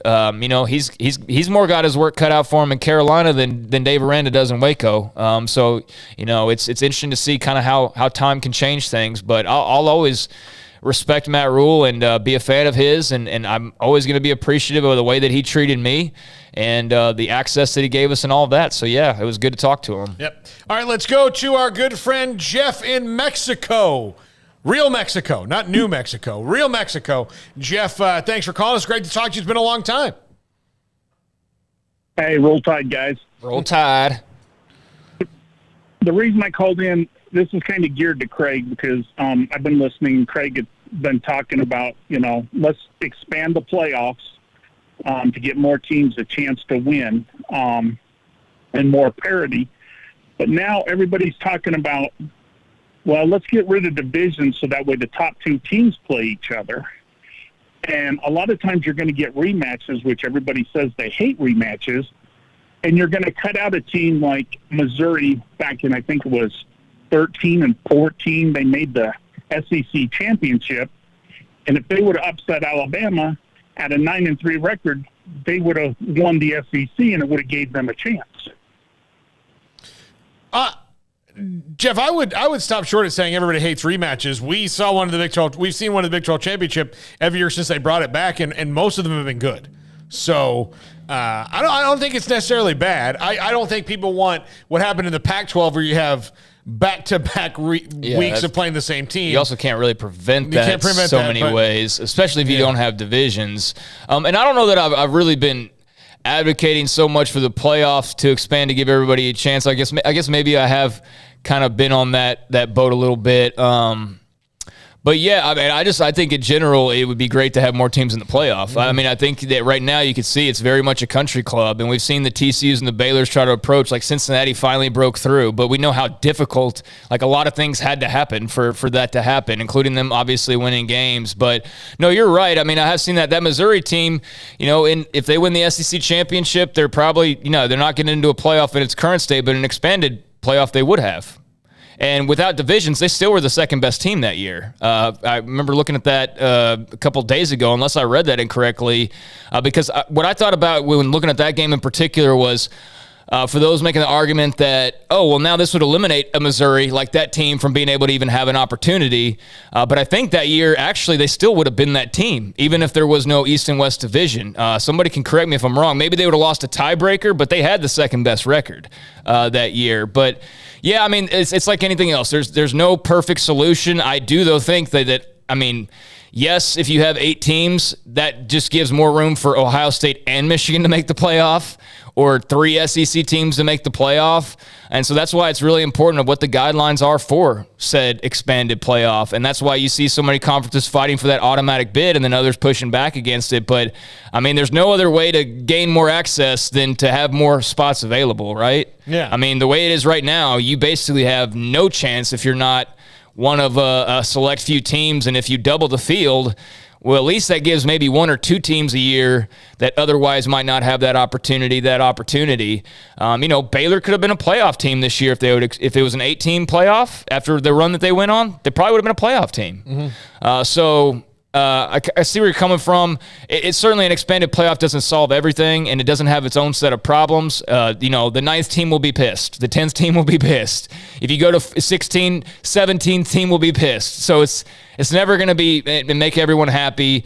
But yeah, you're right. There are some downsides to no conference championship regulations as far as the divisions go, but I also think there will be some good things that sprout from it as well. Yeah. I don't think the 12-team playoff is a cure-all. I'm very much in favor of it because I think it's a cure a lot. Like, it can cure a lot of things that have played college football. And look, we've had Tim Brando on the show many times, and he makes a great point of that college football lets December go and then expects people to just especially the casual fan. Look, television is not just about the diehards. The diehards are going to go wherever they go. Just like any kind of band. Like, name a random band from the 80s. They still, can put on a concert. Yeah, Rat could put on a concert at the Backyard, and they're going to sell it out here at the Backyard. But could a Rat, sell out Dickies Arena in Fort Worth? No, they can't. I don't know. Maybe. I don't know why they even popped into my head. I was thinking 80s bands, but you get my point. It's like they're always going to have the diehard following. The diehards are going to go, no matter what a lot of diehards say, they're going to go wherever they're supposed to go. Well, I think with college football, they're going to have their built-in ratings they're always going to have because the Ohio States and the UTs and the Oklahomas, they're not going anywhere. Yeah.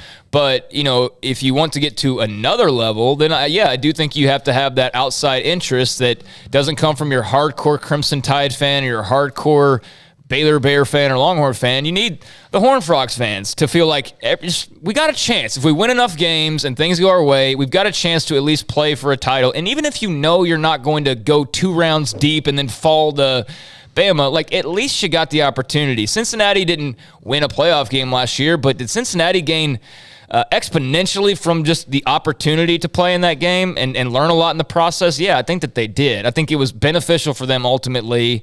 And so I think just having more teams with that opportunity would be beneficial for programs that otherwise aren't going to be able to keep up in a limited field that's pretty much reserved for those who already have every advantage known to man already. So that's kind of where I come from I'm not for like Leach's solution, everybody gets in and all of that. It should be an exclusive club, but if you're basically just banning conferences from even having an opportunity to get in, even if you do know like what the results would ultimately be, you can say that there is a Boise State being in Oklahoma every once in a while, and what's wrong with that? I don't think there's anything wrong with that. I think it's great, and it certainly changed fortunes for Boise State. Well, look, the best win in UCS history to the point was them beating Baylor in the Fiesta Bowl, and really, I mean, look, I know that Blake Bortles was a top pick, and the Perriman, the receiver, was there, but they based on what had happened in the regular season, Baylor should have blown them out.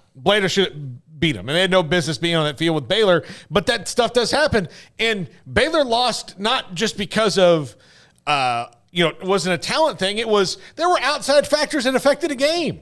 You know? Yeah. So the coach was rumored to go to your rival down the road. Yeah. What if Cincinnati happens to catch Alabama when everybody finds out Nick Saban's about to retire? Yeah. It's a distraction. They have a whole week of that. So there's all these things that can happen that can make a team that's better than you not play well. That's being human in sports. So but he's right, though. I mean, there are downsides to not having divisions. I mean, there absolutely are. And like that, example, I mean, Missouri that particular year, again, I do believe they would have been in that title game regardless. But in many other years, I mean, you're not getting in. I'll just give you the better example is the ACC, where many years the best team is by far the best team, and the second best team is 3 games behind them. And then you run the risk of hurting your best chance at a national title by their one bad night being, a half-empty stadium in Charlotte in December. Yeah, and we know, too, in the Big Ten, there's more often than not, teams that are not the top 2 teams that are playing for that title because of just the division differences. But, again, I just love hearing people's opinions. I appreciate you chiming in. Good to hear you. And hopefully hear from you again here pretty soon. But there's no perfect solution.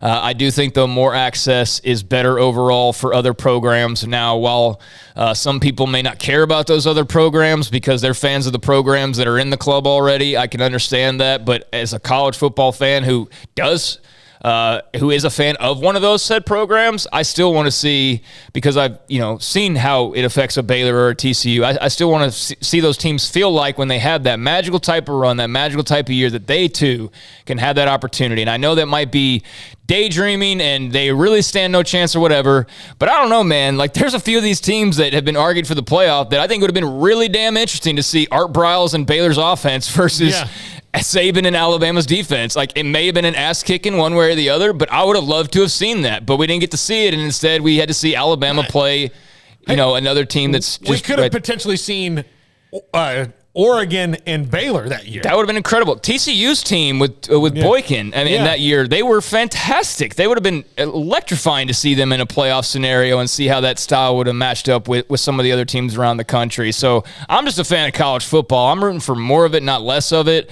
I'm not going crazy like Leach with the 64-team March Madness field, because that's just ridiculous on so many different levels. But the more the merrier as far as I'm concerned, even if every once in a while it results in an ass-kicking. But guess what? How many of these playoff games have resulted in an ass-kicking anyways, even with the Blue Bloods? Plenty of them. Yep. All right, let's go to Ray in Arizona.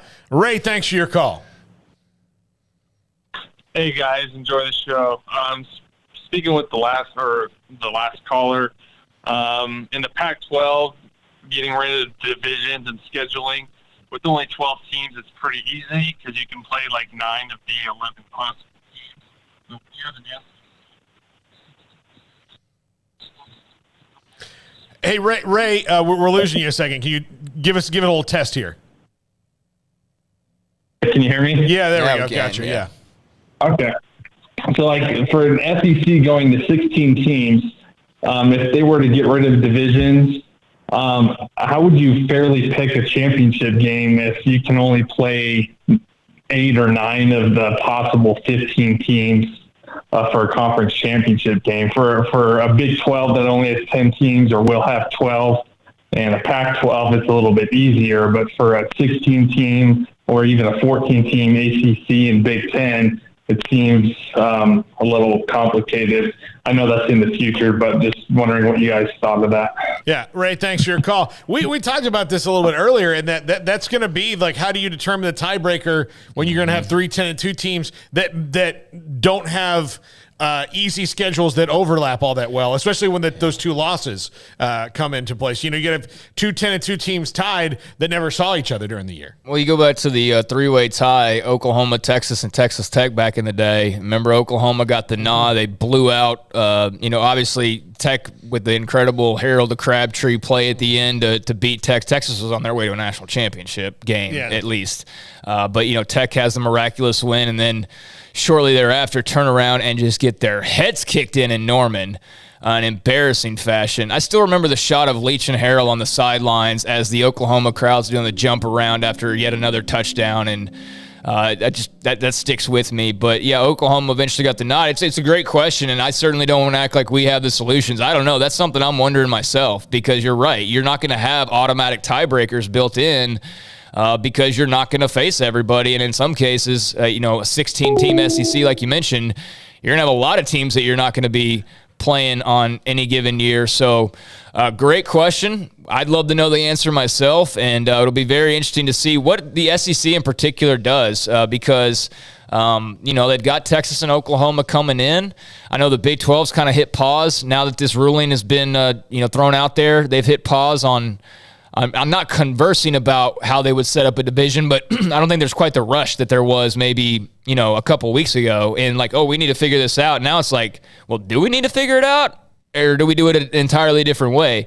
But with Texas and Oklahoma entering, I'm very curious to see what the SEC does as far as their splits and, the subsequent, pods or whatever you want to call them, and how all that goes. Because, there is a problem there lying in this whole thing of how do you determine tiebreakers and people not playing a lot of the same opponents or having an easier schedule, whatever the case may be. So, I don't know. That's one of those questions that's out there right now that we don't have the answer to just yet.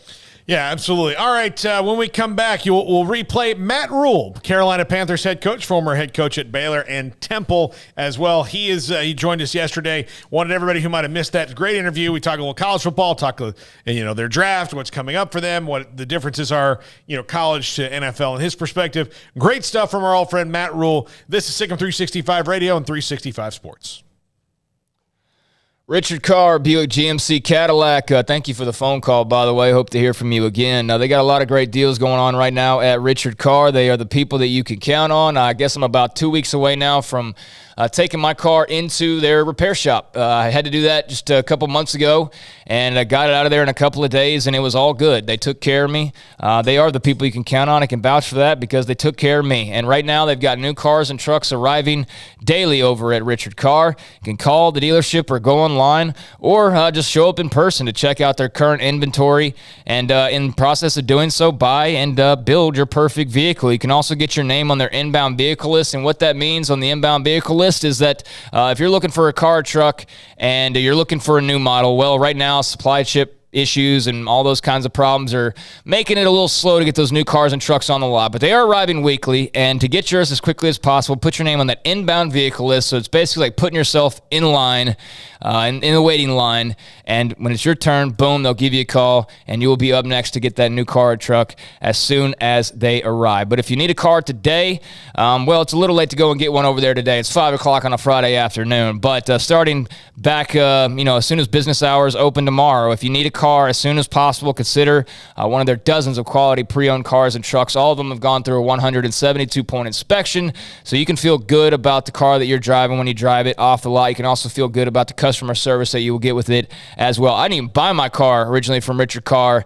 and they're still taking care of me. That's how good the customer service is over there. They've been serving Waco and Central Texas for over 23 years now, so give them a try. They offer award-winning service from that collision and service center, and they will give you a great deal as well. Trust the good local people you can count on.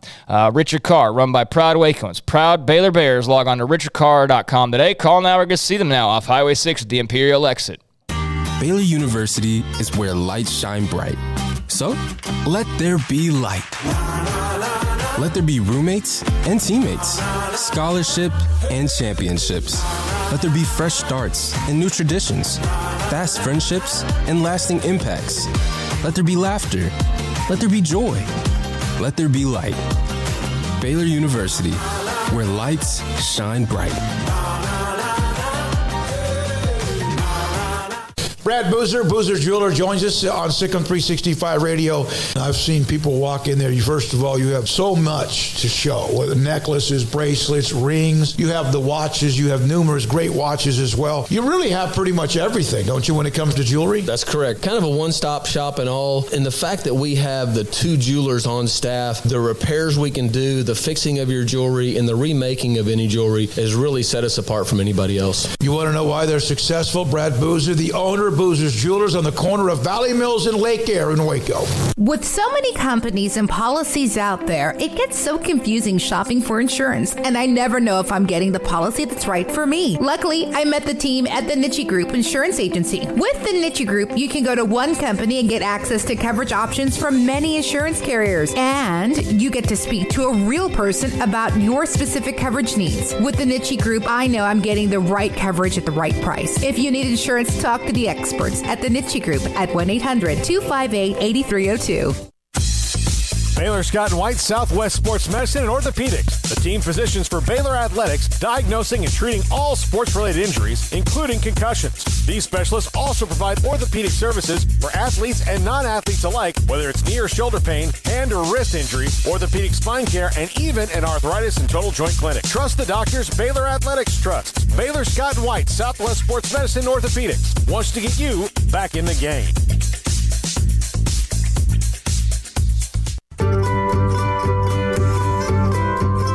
You want to know why Stonewood Dental is so successful? Listen to what happy customers have to say. It's pleasant. It's different than any other dentist office. I really feel like they care. And it's not that you're here for 2 hours waiting on someone to take care of you. It's quick and easy, and I bring my kids, and my kids love being here too. They really love the treasure box. staff is really nice and accommodating, real friendly.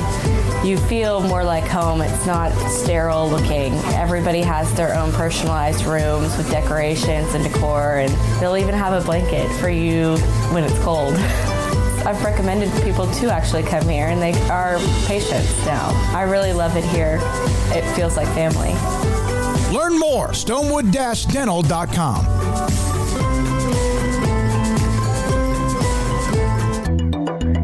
It takes time to reach goals. It's a truth that applies to more than sports. It goes for your financial goals as well. You work hard for your money, and you deserve an investment strategy that lines up with your game plan. And Tom Albers, your Edward Jones financial advisor, can help. If your financial investments aren't putting forth the effort you desire, stop by today for a financial review. Tom Albers, 4301 Lakeshore Drive, 254-776-7605. Edward Jones, member SIPC.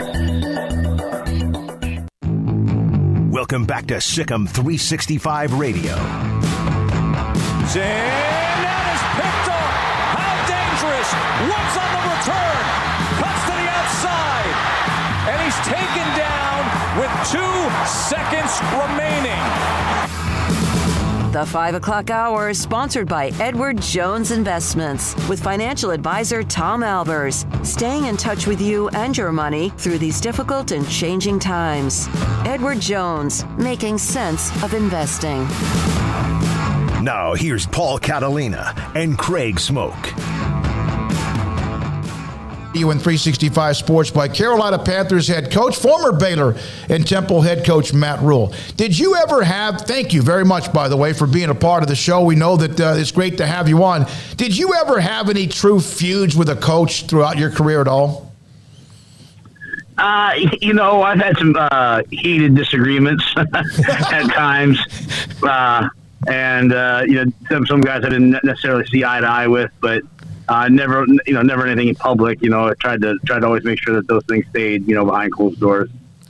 What are your thoughts as a former head coach in college of what you hear or see, if you have time to even pay much attention to NIL?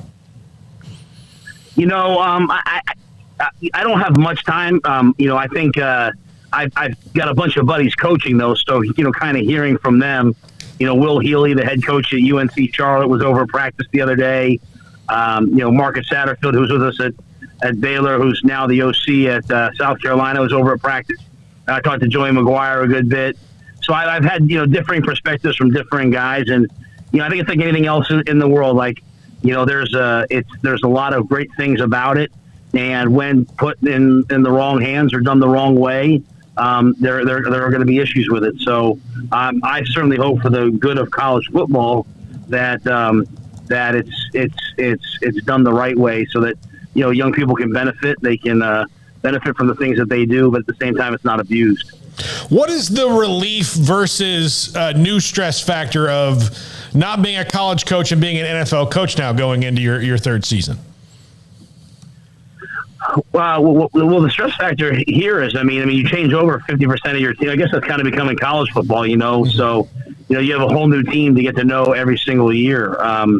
The part of the pro football that I struggle with is just the cutting of players, letting go of players.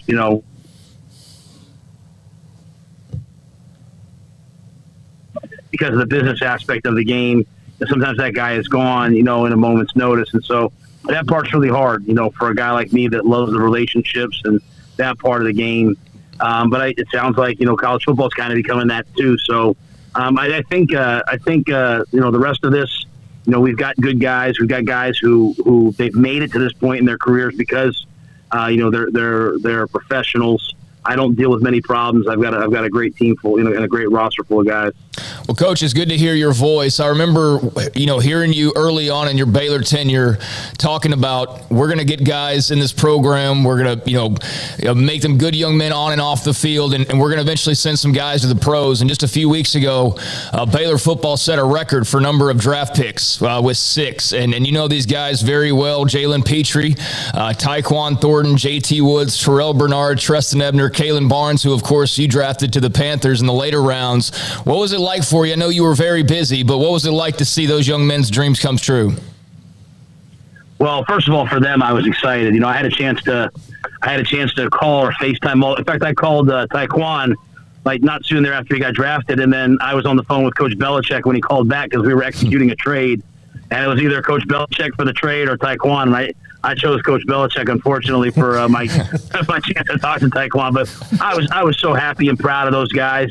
And I think the one thing though that I did say when I first got there was it's not really about how many guys get drafted; it's about how many guys last 3, 4, 5, 6, 7 years. And you hope that the things that they learned when we were there, certainly the things that they've learned under Coach Aranda and his staff, you hope that these guys know what it means to be a true professional. And we can see that in Kalen already. We have John Lovett here as an undrafted free agent. You can see that in him. Every time I turn the TV on, I see JaMychal Hasty. I mean, he's the living embodiment of what it means to be a true pro. So I was proud of those guys, just like I was when I watched them win the Big 12 championship and the Sugar Bowl. But knowing what a lot of those guys went through to get to that, it was really gratifying. There was a time when you said what Craig mentioned, but also, Matt, that you mentioned the process. And, of course, the first year didn't go very well, and a lot of people questioned that. You never stopped believing in that. Is that the same thing right now of what you're teaching or trying to get done at Carolina? Yeah, it's the same exact thing. I think that the difference here is that, we started to have success in the second year, much like we did at Baylor. We had some ups and downs. We were at 5-5. We had a huge win on the road at Arizona, and then just hit a skid at the end of the year. Got a bunch of guys hurt, and I didn't do a good enough job of getting us out of it. And so, we didn't finish with the results in year 2 that we did, at Baylor when we won that Texas Tech game and went to the bowl game and then won the bowl game. So, I certainly understand that there can be skepticism about it. But, at the end of the day, I like our roster. I like the guys we've drafted. I like the development. I think some of the coaches that we've brought in from other places, the comments they've made to me about how impressed they are with the way that our guys work, with the way that our guys learn football, with their willingness to do whatever's asked of them, with their willingness to, to police the locker room themselves. And, it's a really good culture. There's a lot of good things. It just, it's like anything else, Smoak. It just hasn't, materialized on the field to the level that we all want. So we've got to get that done just like we did at Baylor. And that's what I believe in. I think it will happen. Obviously, the hardest thing to find is your quarterback, and you've gone through a couple of different things, and part of it was, like you said, injuries. You drafted one in Matt Corral this year. Do you feel, though, that you've built up the team now with the draft around him, especially addressing the offensive line like you have, that you might have a little more of a bubble for the quarterback to grow and get better, whoever that may be, whether it continues to be Sam Darnold or if it's Matt Corral down the road? Well, I think all quarterbacks, they need talent around them to get open and make plays. They need a really quarterback friendly system, but most importantly, they need an offensive line that plays at a high level. And I think if you went in the room and asked Taylor Moton, who's kind of the leader of our offensive line, he would say we didn't play well enough up front. So it would be hard for anybody to play well with the way that we sometimes got overmatched on the offensive line. And so I understand, Sam understands the quarterback takes the brunt of that. Our approach since being here is let's build the team and let's take every shot we can at every quarterback we can until we find a guy that can take us all the way. And so we built a good defense. I think that defense has a chance to be strong again this year. We've got good skill people. Christian McCaffrey is full speed and healthy, and now we think our offensive line is actually a position of strength for us. So we've done everything we can to make sure that our quarterbacks have everything they need to be successful. Matt, when you're in the draft, and you mentioned you were on the phone with Belichick and obviously Taekwon, you drafted Kalen Barnes, but when you're during the draft and you see a need and a player that's there that's right next to another prospect, but it's a Baylor player that's also in the mix, how do you separate, or is it difficult to separate emotions of knowing that player from Baylor as well as you do? Well, I think it's just familiarity, and sometimes it's familiarity with playing against guys. But there's a negative, to bringing in guys that you know from college, because eventually at some point you might have to let them go, and that's hard too. So, even when it came down to Kalen at the end, me and Scott talked about it, and I told Scott, we had another guy on the board that we really liked, and I said, hey, you make the call. Do we want to go corner? Do we want to go the other position? And I think in the end, Kalen's speed went out. So. I've got a great situation with our GM, Scott. He and I are really close friends, but we also see the game similarly. but yeah, I mean, there's a lot of guys. Obviously a Baylor guy to me. I have a relationship with them. I know the good, the bad. I know all those things about them. But as seen in the draft, a lot of people recognize what those Baylor kids can do, and so as they have success, it makes it easier and easier for me in our draft room to say, hey, this kid's a winner. I know that you've had the chance to go down and drown a few minnows with Jimmy Johnson. He did that a little bit with the Cowboys early on, but he was it just about kind of picking your spots where you get those guys who know you to help build the foundation? Well, I think it's partially that, and I think part of it too, was when those guys had other opportunities, like whether it was Clay Johnson last year, he got drafted by the Rams. He had a chance to be on the Rams. But when guys, whether it's PJ Walker from Temple or Robbie Anderson coming out of, from Temple to the Jets, or him, when they've had a chance to go somewhere, they've had multiple offers. Those guys have all chosen to come here with us because they trust Phil Snow. They trust me.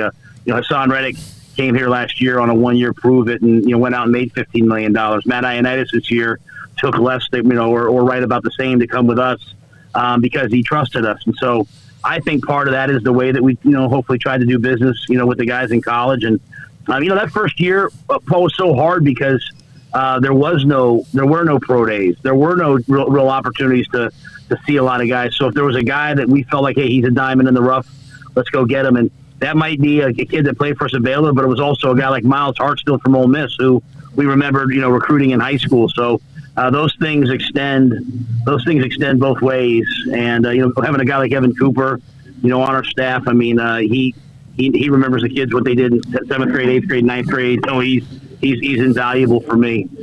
Matt, you mentioned the general manager and your relationship with Scott and friendship as well, and also the professional relationship. Is in the NFL owner, GM, head coach as imperative, like a straight line, like a spine, so to speak, perfectly aligned spine like it is president, AD, and football coach in college? I mean, it should be. It better be. It's funny, when I left Temple, the reason why I went to Baylor, I often talk about, like, hey, I felt very called to be there in the mission of Baylor and feeling like I was uniquely ordained to step into that role someday. But the other half of it was Mac Rhodes. In the end, when you're going to move your family, you want to have this elite partnership. And I felt like I had that elite partnership at Temple with Pat Kraft, who's now the AD at Penn State. And I knew I would have that with Mac. And so coming here, I felt like I would have that with our owner, David Tepper. And when we had a chance to hire Scott, it felt the same way. So, we can disagree, we can see things differently, but in the end, we're always aligned. And that's whether that's Mr. Tepper, whether that's Scott, whether that's me. We are always trying to make the best decision to move this team forward, to be a playoff team, to be a Super Bowl team. So, Coach, I pulled up an old tweet from August 15th of 2017, and it just simply says, Rhule says walk-on safety Jerry McVay is probably as talented as any scholarship player we have. So that was 2017. Fast forward to December 4th, 2021, and Jerry McVay is making one of the greatest plays in Baylor football history to win a Big 12 championship. Were you able to watch live? And as you were, or whenever you watched it, however you caught it, what were your thoughts about just the dramatics and the moment that was for Baylor football beating Oklahoma State? I bawled. I sat on my couch and screamed and yelled, and so did Julie. I mean, we love those kids, and we love Waco, and we love Baylor, and so we were ecstatic and really fitting for it to be McVay making that play. I used to yell at Jaron all the time for tackling low in practice, and dive. I'd always say, you're going to get someone hurt, and then he makes this low tackle, which was awesome, and he makes the play with tremendous effort. I think that's a credit to Dave. That's a credit to Ron Roberts and the way that they played defense there. So I was ecstatic, and obviously that was a hard year for me. At the end of the year, and us losing the way that we did, and that was really like a shining moment. And then, to take it even a step further, I remember after the game, not long after, Petey and Terrell FaceTimed me, and it's amazing how encouraging words from people that you care about can go a long way. And that was a really special day for Baylor, and just watching that gave a little something back to me too. Coach, they say that when your first year to your second year, you kind of learn more of what you're not ever going to do again than what you're going to do in the future. Probably a weakness. Like I spend the first year just kind of, seeing, trying to figure out, what does it take to win here?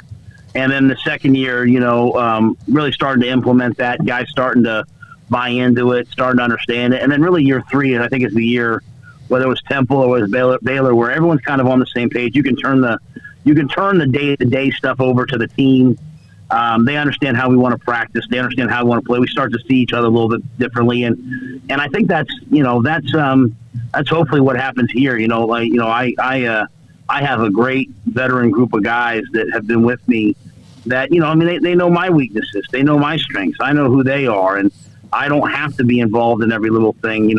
I can trust Christian McCaffrey and Shaq Thompson and Jeremy Chin and many, many, many more. I can trust those guys to make sure that our locker room is moving in one direction, and that's probably what was special about the teams that we had at Baylor was the Terrell Bernards of the world, the Chris Millers, all those guys. They kept our team moving forward in one direction, and you need that in the NFL because these guys are. They're not just men. They're not just grown men. They're also great men, and they've got a lot going on in their lives. And if they believe in what we're doing, they move forward. So I feel like this is a great year for me to make a step as the head coach and turn some things over to the guys and let them lead the way. Matt, is there any similarities of what you probably need to get done this year with Carolina to what you felt like after 1-11? I probably feel like we did after year 2 in a lot of ways. Like I never forget, we went on a senior retreat, and I remember Jamichael, I can't quote exactly how he said it, but I remember him, saying basically we're going to play grown man football. Like we're not jumping off sides. We're not making mistakes. We're not beating ourselves. We're going to play fast. We're going to play hard. I mean, he really set the standard, and a couple sentences from Jamichael had way more impact than any team meeting that I could ever do. And I think that's what's happened at our place. We've been together enough now that we understand that, if we don't turn the ball over and we were second in the NFL in defense last year. If we don't turn the ball over, we play smart football, we play disciplined football, we don't beat ourselves.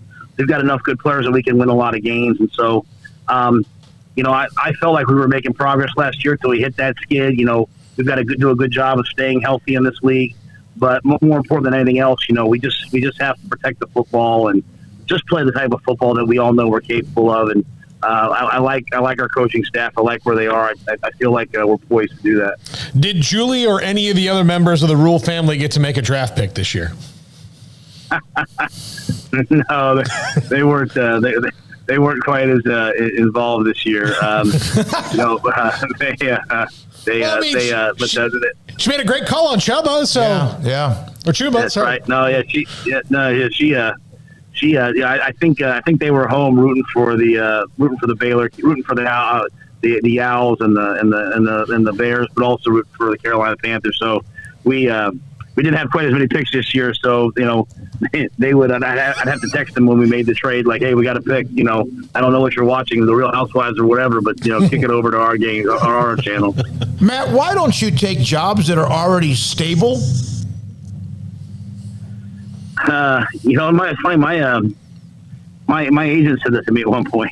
I don't think there's any job. I don't think there's any job in the NFL that I think every job in the NFL is in flux because the rosters are so much in flux. But at the end of the day, every decision we've made for multiple reasons. Hey, this is a job where we think we can have an impact.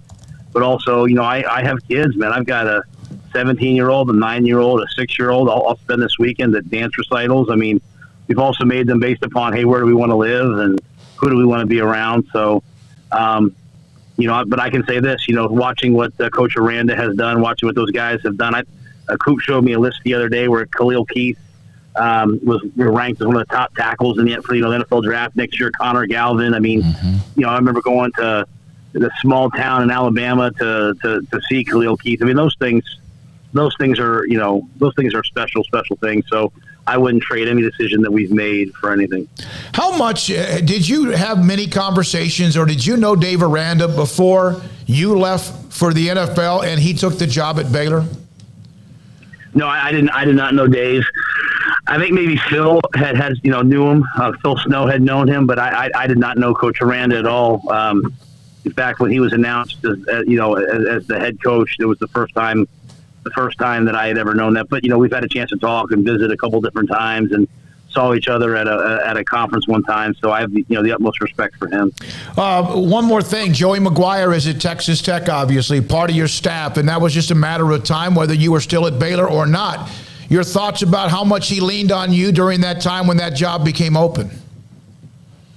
At the end of the day, I think Joey's he's got something special about him. I think he's one in a million. I think he has the natural gift to lead people. And I think he cares deeply about people no matter what they can do for them. And I think a lot of people care about their players as long as their players can benefit them. But Joey's a guy who loves his guys. I went out, I was honored to be invited to come out and speak at his clinic. I watched them practice, saw this, saw him sowing the seeds of what they're trying to build there. And, like I said, I think Joey McGuire's one of the best coaches I've ever been around. I asked him twice to come to the NFL with me. His son Garrett's with me doing a great job. But when I left the first time and when the second time, when he took the Texas Tech job, or the year before he took the Texas Tech job, I've tried to convince him to come coach with me because he'd be a great NFL coach. But I think he'll do a great job there. He's got relationships throughout the state. And now I have two Big 12 teams that I can root for. Matt, one more thing. Did you ever forgive me for bringing up the fact you had a monster drink in your office that one day? I think Julie's given up on me by now. Those things are far. Those things are just distant memories. You've done far more good for me than anyone ever could hope for, so I appreciate you. Yeah, Paul, remember that? I remember it vividly. It's one of my favorite press conferences I've ever been to. Yeah. Oh, thanks, Smoak. Yeah. Appreciate it. Matt, one more. Do you sleep differently as an NFL coach compared to being a college head coach? Is there any difference at all in your life as far as how you live your life? Oh, yeah. I come home and I put my phone away. I'm not on my phone. I'm not. When we were at Baylor, when we were at Temple, my phone was on with the ringer on every night. Julie's phone was on with the ringer on every night. We were there for those kids 24/7, in case something happened, something at home, something in the dorm, something academically. So, and part of that I love. Part of that, the maturation process and development I love. But when I come home now, I'm just daddy. There's not a lot of work calls at night, It's just a different life. The season's a little bit longer. There's obviously a lot of pressure and a lot of stress, but it's really kind of all football, all scouting, and once you get home, there's no transfer portal, there's no recruiting, there's nothing other than just the next day's practice. Coach, I'd be remiss if I didn't ask you, a guy that we got to know a little bit while he was on campus here in Waco, although he couldn't go fully the way that he wanted to, was Coach George DeLeon, who unfortunately passed away just a couple of months ago. I know he had a big impact on your life, but can you just speak to that impact and speak to the man that he was and, not just football, but just the man that he was? Well, and I appreciate you bringing George up. And, we played Miami, and he came over, drove across the state with his lovely wife Barbara, and they came to the hotel, and it was interesting. It was like between guys who had played for him in the NFL, the Baylor guys, anybody from Temple, all the coaches that have coached for them other places. I think there were like 40 people there to see George. And the next day he woke up, he didn't feel great, couldn't go to the game, but that's what he was. He was a developer. He was a teacher. There's probably a bunch of little kids in Central Texas who, got yelled at by a bullhorn with him at the Baylor youth camp when we had it. He coached everybody like they were going to the NFL because he loved everybody and cared about everybody. And like I said, when I see guys like Connor Galvin and Khalil Keith, having success on and off the field, that's part of George's legacy. So it was, I went up to the funeral with Bryant, and There's no other way to honor George than with food. We got a bunch of pizzas from the legendary places up there in New Haven where he's from, and on the back of the program they had his favorite pasta, and Ed Foley posted it on Twitter. And not too soon thereafter, I saw Blake Blackmar, another guy I'm really proud of, make it. And I just think that's what George DeLeon was. He was a guy who connected people. He connected people through football. He connected people through food. He connected people through relationships. Really just through love. He was a wonderful man. I really miss him. Matt, we appreciate you. I know that there's a lot going on. I know that rookie minicamp is over, and then you got to start cranking it up here pretty soon. We appreciate you joining us on the show and access that we get from you all of the time. Wish you the very best of luck.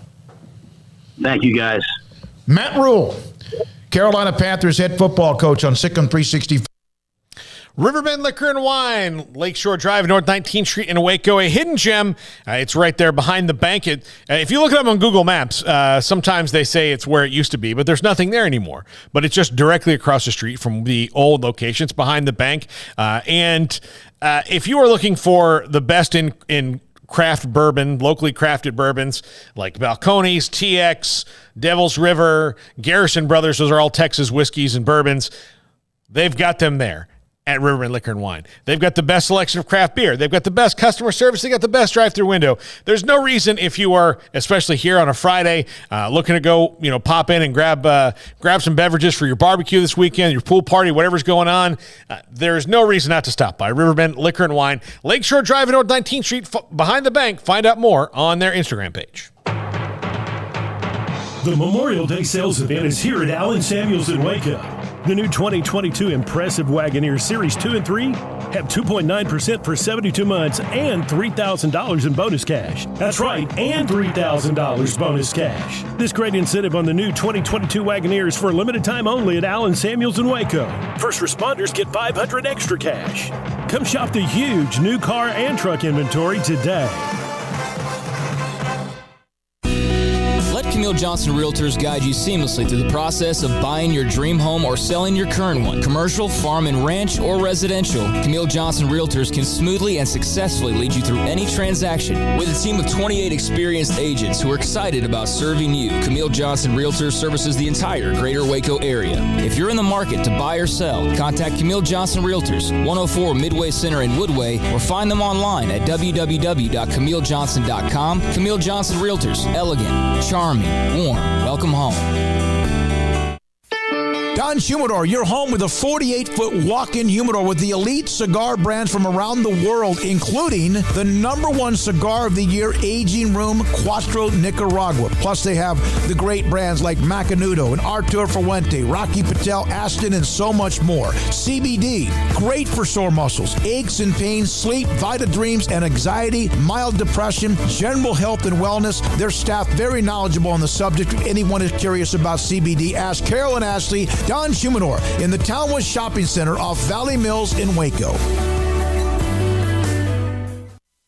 The secret to living your best life is pizza, obviously. Golden crust made from scratch, 3 fresh signature cheeses, and the toppings, crispy Old World pepperoni, savory Italian sausage, bacon. That's called a dream team. Find everything you need to live your best life and more at Marco's Pizza. Owner Bob Mock has been delivering pizza since 2001 and is the proud owner of 4 locations in Waco, Belmead, China Spring, Woodway, and soon to be open in Robinson. Marco's. Pizza lovers get it.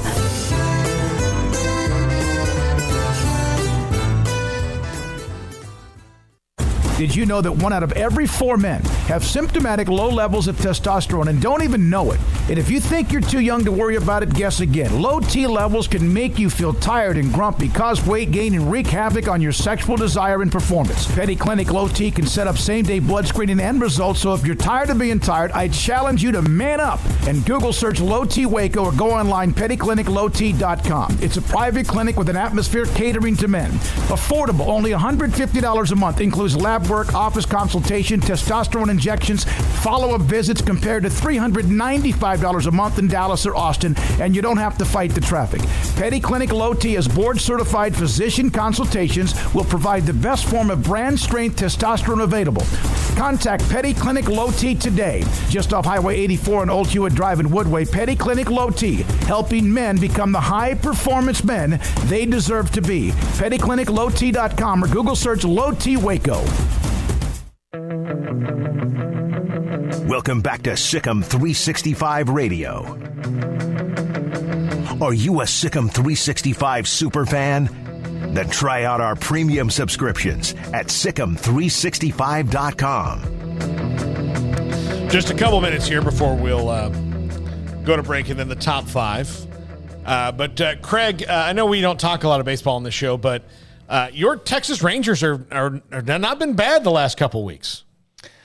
Yeah, Paul, you're right, but I'm not one to really ask if and talk too much about them. I'll be perfectly honest with you. My interest is at an all-time low. I know they've been getting better, but I don't know what it is. I don't know if it's just not being as interested in baseball as I once was. I still keep tabs, but I'm not I've always been a Rangers fan, never flipped on that or anything. They've given me a lot of great moments, but you just reach kind of a point after year after year after year of just sort of disappointment where you become a little, not as into it, and that's kind of where I am right now. But yeah, they're getting better. I mean, they spent a lot of big money in the offseason, so you would hope that would be the case. But Marcus Semien and some of the other names they've got, had their hits and their misses. So we'll see kind of how it goes. But that's the thing with baseball. It's just such a long schedule. I mean, they're not even, they're still like a month plus from All-Star break. Yeah. So yeah, it's a grind. I don't know how they'll hold up over the long haul, but it's good to see them winning some games. It's good to see them, playing better baseball, and we'll see how it goes. But I'm not as tapped into them on a nightly basis as you are with the Red Sox. Yeah. Well, the Red Sox on a nightly basis don't get viewed in my house. Although Trevor Story did hit 3 home runs last night, but yeah, you still have the passion though. That's not unchanged. I mean, I still am a Rangers fan, but my passion for them, where I would scramble home and watch game number 32 versus the Mariners or whatever. I don't know if it's getting older, just having other things on my plate or what, but it's just right now I'm just not in that same space I used to be. Yeah, well, and part of that has just been being below average for, Yeah, it gets tiresome watching. I give credit to fans of franchises who's just never had success or who have such, big gaps between successes. I'm still, like I said, I'm still a Rangers fan, still root for them and all that, but just in terms of turning on Bally Sports every night, I'm not doing that, no. Yeah, especially if your cable doesn't carry it, which is a problem for some people. Yeah, I actually do have it, but I just, don't always go to it. All right, a couple of quick texts here, and then we'll go to break. From the 3-2-1, I'd like to get your guys' take on something. Why can't we have a salary cap for head coaches? We can separate the successful ones, making even more bonus incentives, so the end of the year successful coach still makes quite a bit more than a coach of a team that struggle. And why can't have signed contracts with players done? For example, if you sign an NIL deal at Florida State and you're taking a penny from them and you're marketing and selling clothing line to fans, we're buying it and then helping market. You should have to commit for 2 years and then pay it back. You can't put a salary cap on coaches. No, it's not going to happen. No. The coaches they're in an association, but they're not in a union. They're not collectively bargained. So you can't put a salary cap on them because they'd have to agree to it. So I would doubt at any point that they would agree to that, especially as exponentially as the salaries have grown, especially at the higher level for not even head coaches, but assistant coaches on down the line. I don't think that's tenable. And then signing players to contracts and collectively bargaining deals with them is probably what's going to happen in the future if they want to have any kind of semblance of roster stability. Yeah, I mean, as far as the coach's salary goes, it's a free market. That's what everybody says when it comes to NIL, and that applies to pretty much everything. So, you're not going to have anybody, I think, coaching-wise, willing to take, I was making $8 million, but now we're going to cap it at 5 or cap it at whatever number. I don't think anybody would go for that, and it also wouldn't be, very American to do that. So, no, that's not going to happen. But that was another way that the NCAA, and it's not really their fault what Clemson wants to pay Dabo Swinney or Alabama wants to pay Nick Saban, but just college athletics, college football as a whole, that was another bit of an error on their part. While you're putting the $10,000 TVs in lockers and doing all this other stuff, and you got Dabo talking about NIL this or paying players, and meanwhile he's making gobs and gobs of money. It's just like, wait a second. Why exactly are you so anti this? I mean, you're doing just fine, and that didn't really line up all that well. I don't think that message was sent very clearly, way back when he kind of got into a dust up over that. But yeah, the coaches' salaries becoming so exorbitant definitely threw more gasoline on the fire of NIL and players getting paid, because it was hard to justify. Now, I will say too, though, when people talk about, well, the coaches get to move around, I've already made the argument, yeah, with a penalty. They have to pay a buyout. They, or the team that they're going to, like Matt Rhule with the Carolina Panthers, the Panthers sent a multi-million-dollar check to Baylor to, hire Matt Rhule. If Gary Bohannon were just to up and leave and go join Tennessee or something, I know he's at USF, but just stay with me. Nothing happens. You just don't have a quarterback now, and you don't get it. You don't get anything in return. You don't get anything but an extra scholarship that he used to hold and that you were hoping that he was going to hold. And that's not like an extra draft pick in the NFL where you get compensatory. No, and then depending on when it happens, there might not even be a quality quarterback remaining in the cycle who's worth a scholarship. So, that's a major difference that everybody just skips over to make the argument about, well, coaches get to do whatever they want to do. But there is some safety net there. There's nothing for players when they leave. So, that's a little bit of the give and the take, I suppose, but that's where I have a little bit of an issue with that. And also here's the other kind of, I guess, little disagreement I'll have with those who just pile on the whole coaches make all this money thing. They're the head freaking coach. They're the head coach. They're not just the quarterback. And I know the quarterback's like the star of the show or the star linebacker or whatever, and those guys contribute to the wins, but they're also one of 80-something to 100 guys. The head coach has, I don't know, a few more responsibilities to deal with than any player has to, no matter how many classes they're taking or hours they're taking or workouts they have. The coach is still involved in a lot of that, and you've got the whole staff to deal with. You've got the whole department to deal with. We just act like the coaches just get this money and it should be on an even playing field, as though they only contribute the same that the players contribute. And it's like, wait a damn minute. They're the head coach. They got a lot that goes with that. And you want your head coach to stay. Right. Because that's what it's more about than anything. And no matter what, in college football, the most you're going to see, outside of the weirdness of the last couple of years, the most you're going to have a kid is 5 years. You want a coach for 20. Right. That's what you want. So that's why you're paying him more. And if you could pay any star player, to stay around and be your college quarterback for 20 years, you would do it. You would do it, but you can't. There's a time limit. But with your coach, if he's good, you want to keep him on board. And if that means you have to outbid so-and-so and so-and-so, and all of a sudden the salary's, next thing you know, $8 million, well, that's what it is. And now there is that going on with players and NIL. But, every time I hear this thing about coaches' salaries, I mean, that's part of the bidding process, and it's also the position. Let's not compare a player on a team to the head coach of said program. There's a little bit of a difference there, but they can both make millions, and now many of them are, and that's great. Yeah. All right, we're going to take a break, and then we'll come back. Top 5 at 5:55. SEC coaches as Better Call Saul characters. I'll explain why I didn't go full Breaking Bad after this. Sikkim 365 Radio, 365 Sports.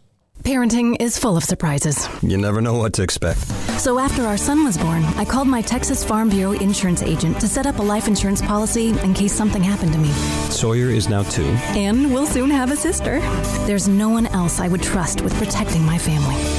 Stop by and see our agents at one of our 3 McLennan County locations. Coverage and discounts are subject to qualifications and policy terms and may vary by situation. It's plain and simple. Waco Custom Marketplace is the one-stop shop for what you need for tailgating, from charcoal, cold beer, and wine. And, of course, customize your order with brisket, tri-tip, sausage, wings, smoked pork tenderloin, country-style or pork spare ribs, marinated beef and chicken fajita meat, ground beef and chili, meat, hot dogs, and burgers, buns, seasoning, sauces, chips. There's fresh baked bread and kolaches every day, breakfast sausage links. And you can also customize your favorite favorite cut of steaks from Select, Choice, or Prime, bacon wrap fillets, ribeyes, New York strips, sirloin, T-bone, and porterhouse. Full-service butcher shop includes pork, poultry, beef, chicken, and seafood, serving Waco restaurants and families since 1940. Your one-stop shop for beef, pork, poultry, and seafood needs, Waco Custom Marketplace, 425 Lake Air Drive, or WacoCustomMarketplace.com.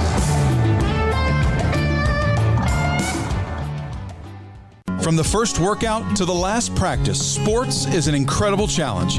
Hi, this is Dan Ingham with the First National Bank of Central Texas, and we're proud to support each athlete, every parent, and our educators.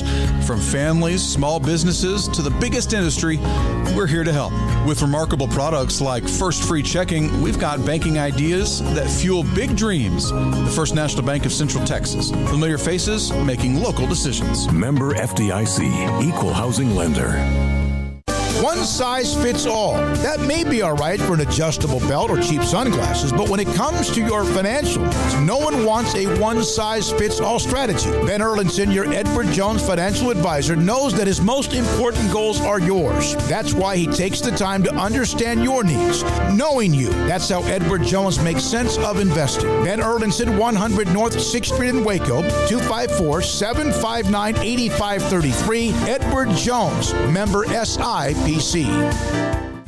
Shorty's Pizza Shack at 12th and Bagby is a homegrown, family-owned and operated must-visit pizza place in Waco. Fantastic pizza by the slice or get the whole pie to share. Great happy hour specials every single day, and it's not just pizza. Great wings. You have to try the Sikkim sauce, chili cheese fries, pizza pillows, and more. Dine in for a great hangout or carry-out. Order online at shortyspizzashack.com or do yourself a favor and bring your crew to the restaurant at 12th and Bagby. Shorty's Pizza Shack. Tell them Paul sent you by.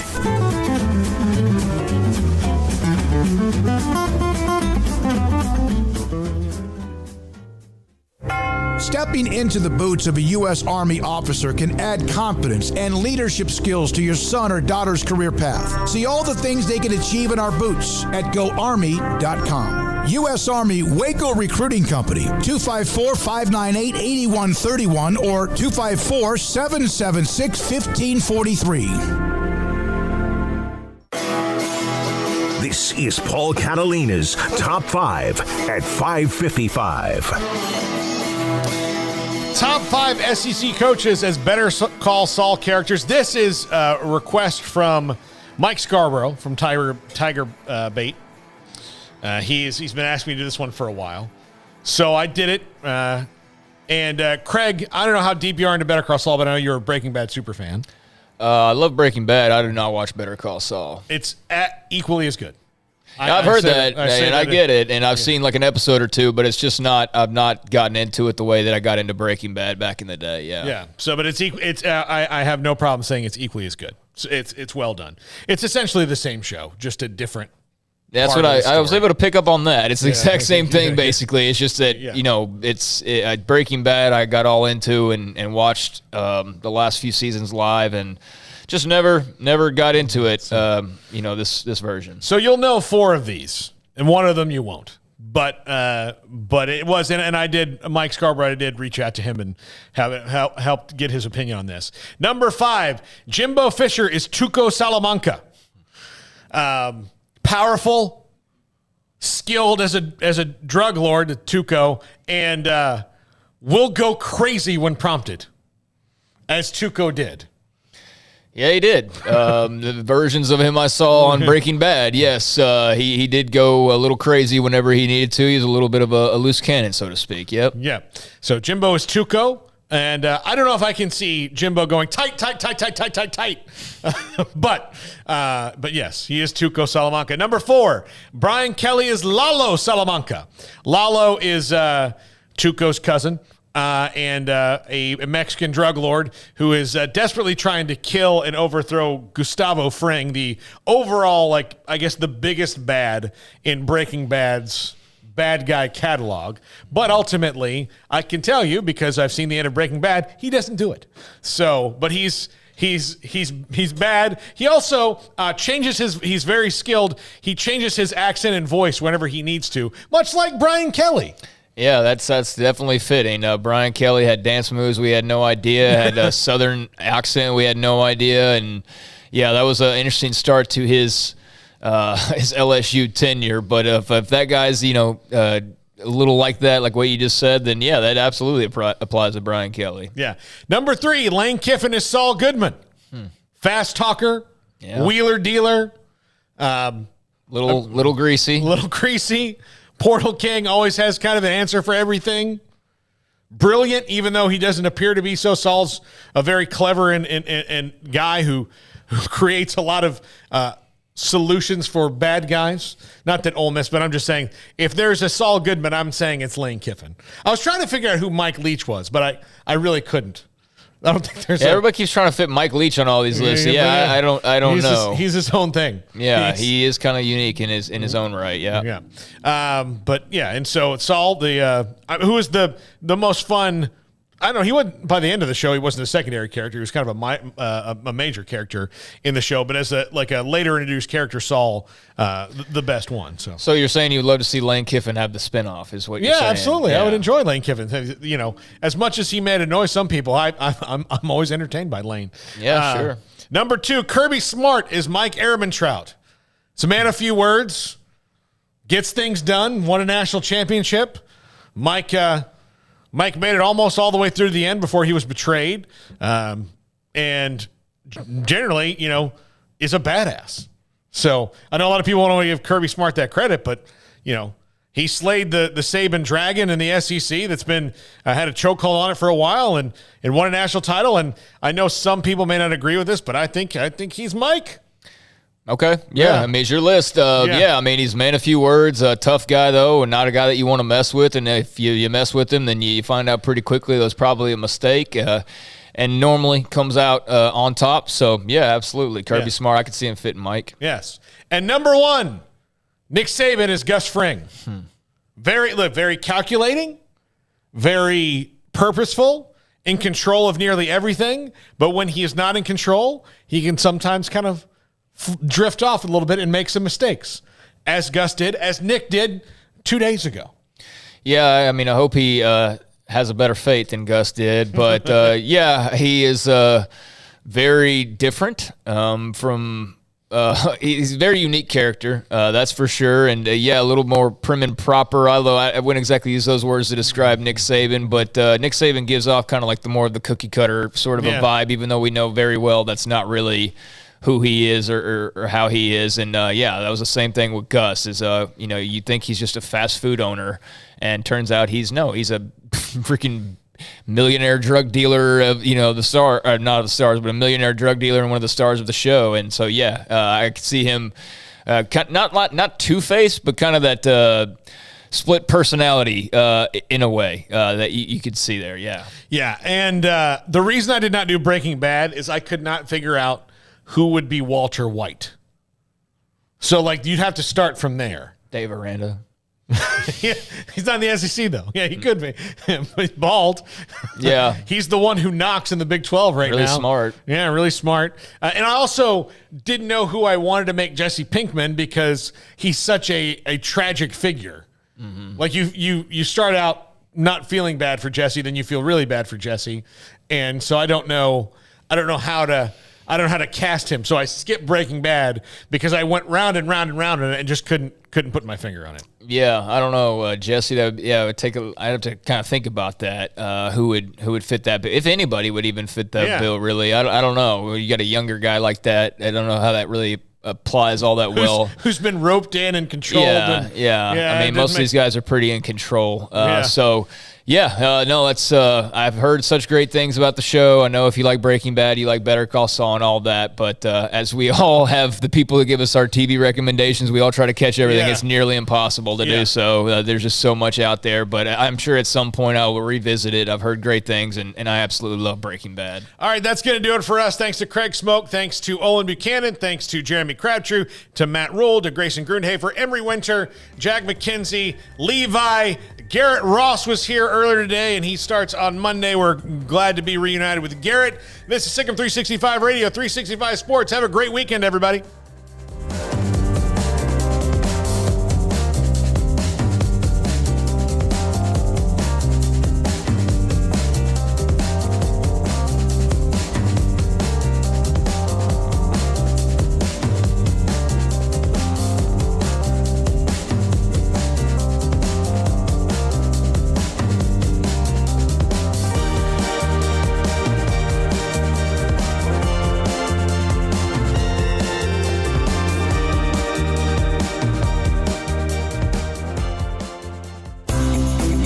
Ideal MRI is a small family business right here in Central Texas. We're open to support you while lowering the cost of healthcare bills. When you need an MRI, ask your doctor for an Ideal MRI. Visit us at idealmri.com or call us at 833-IDEAL-MRI.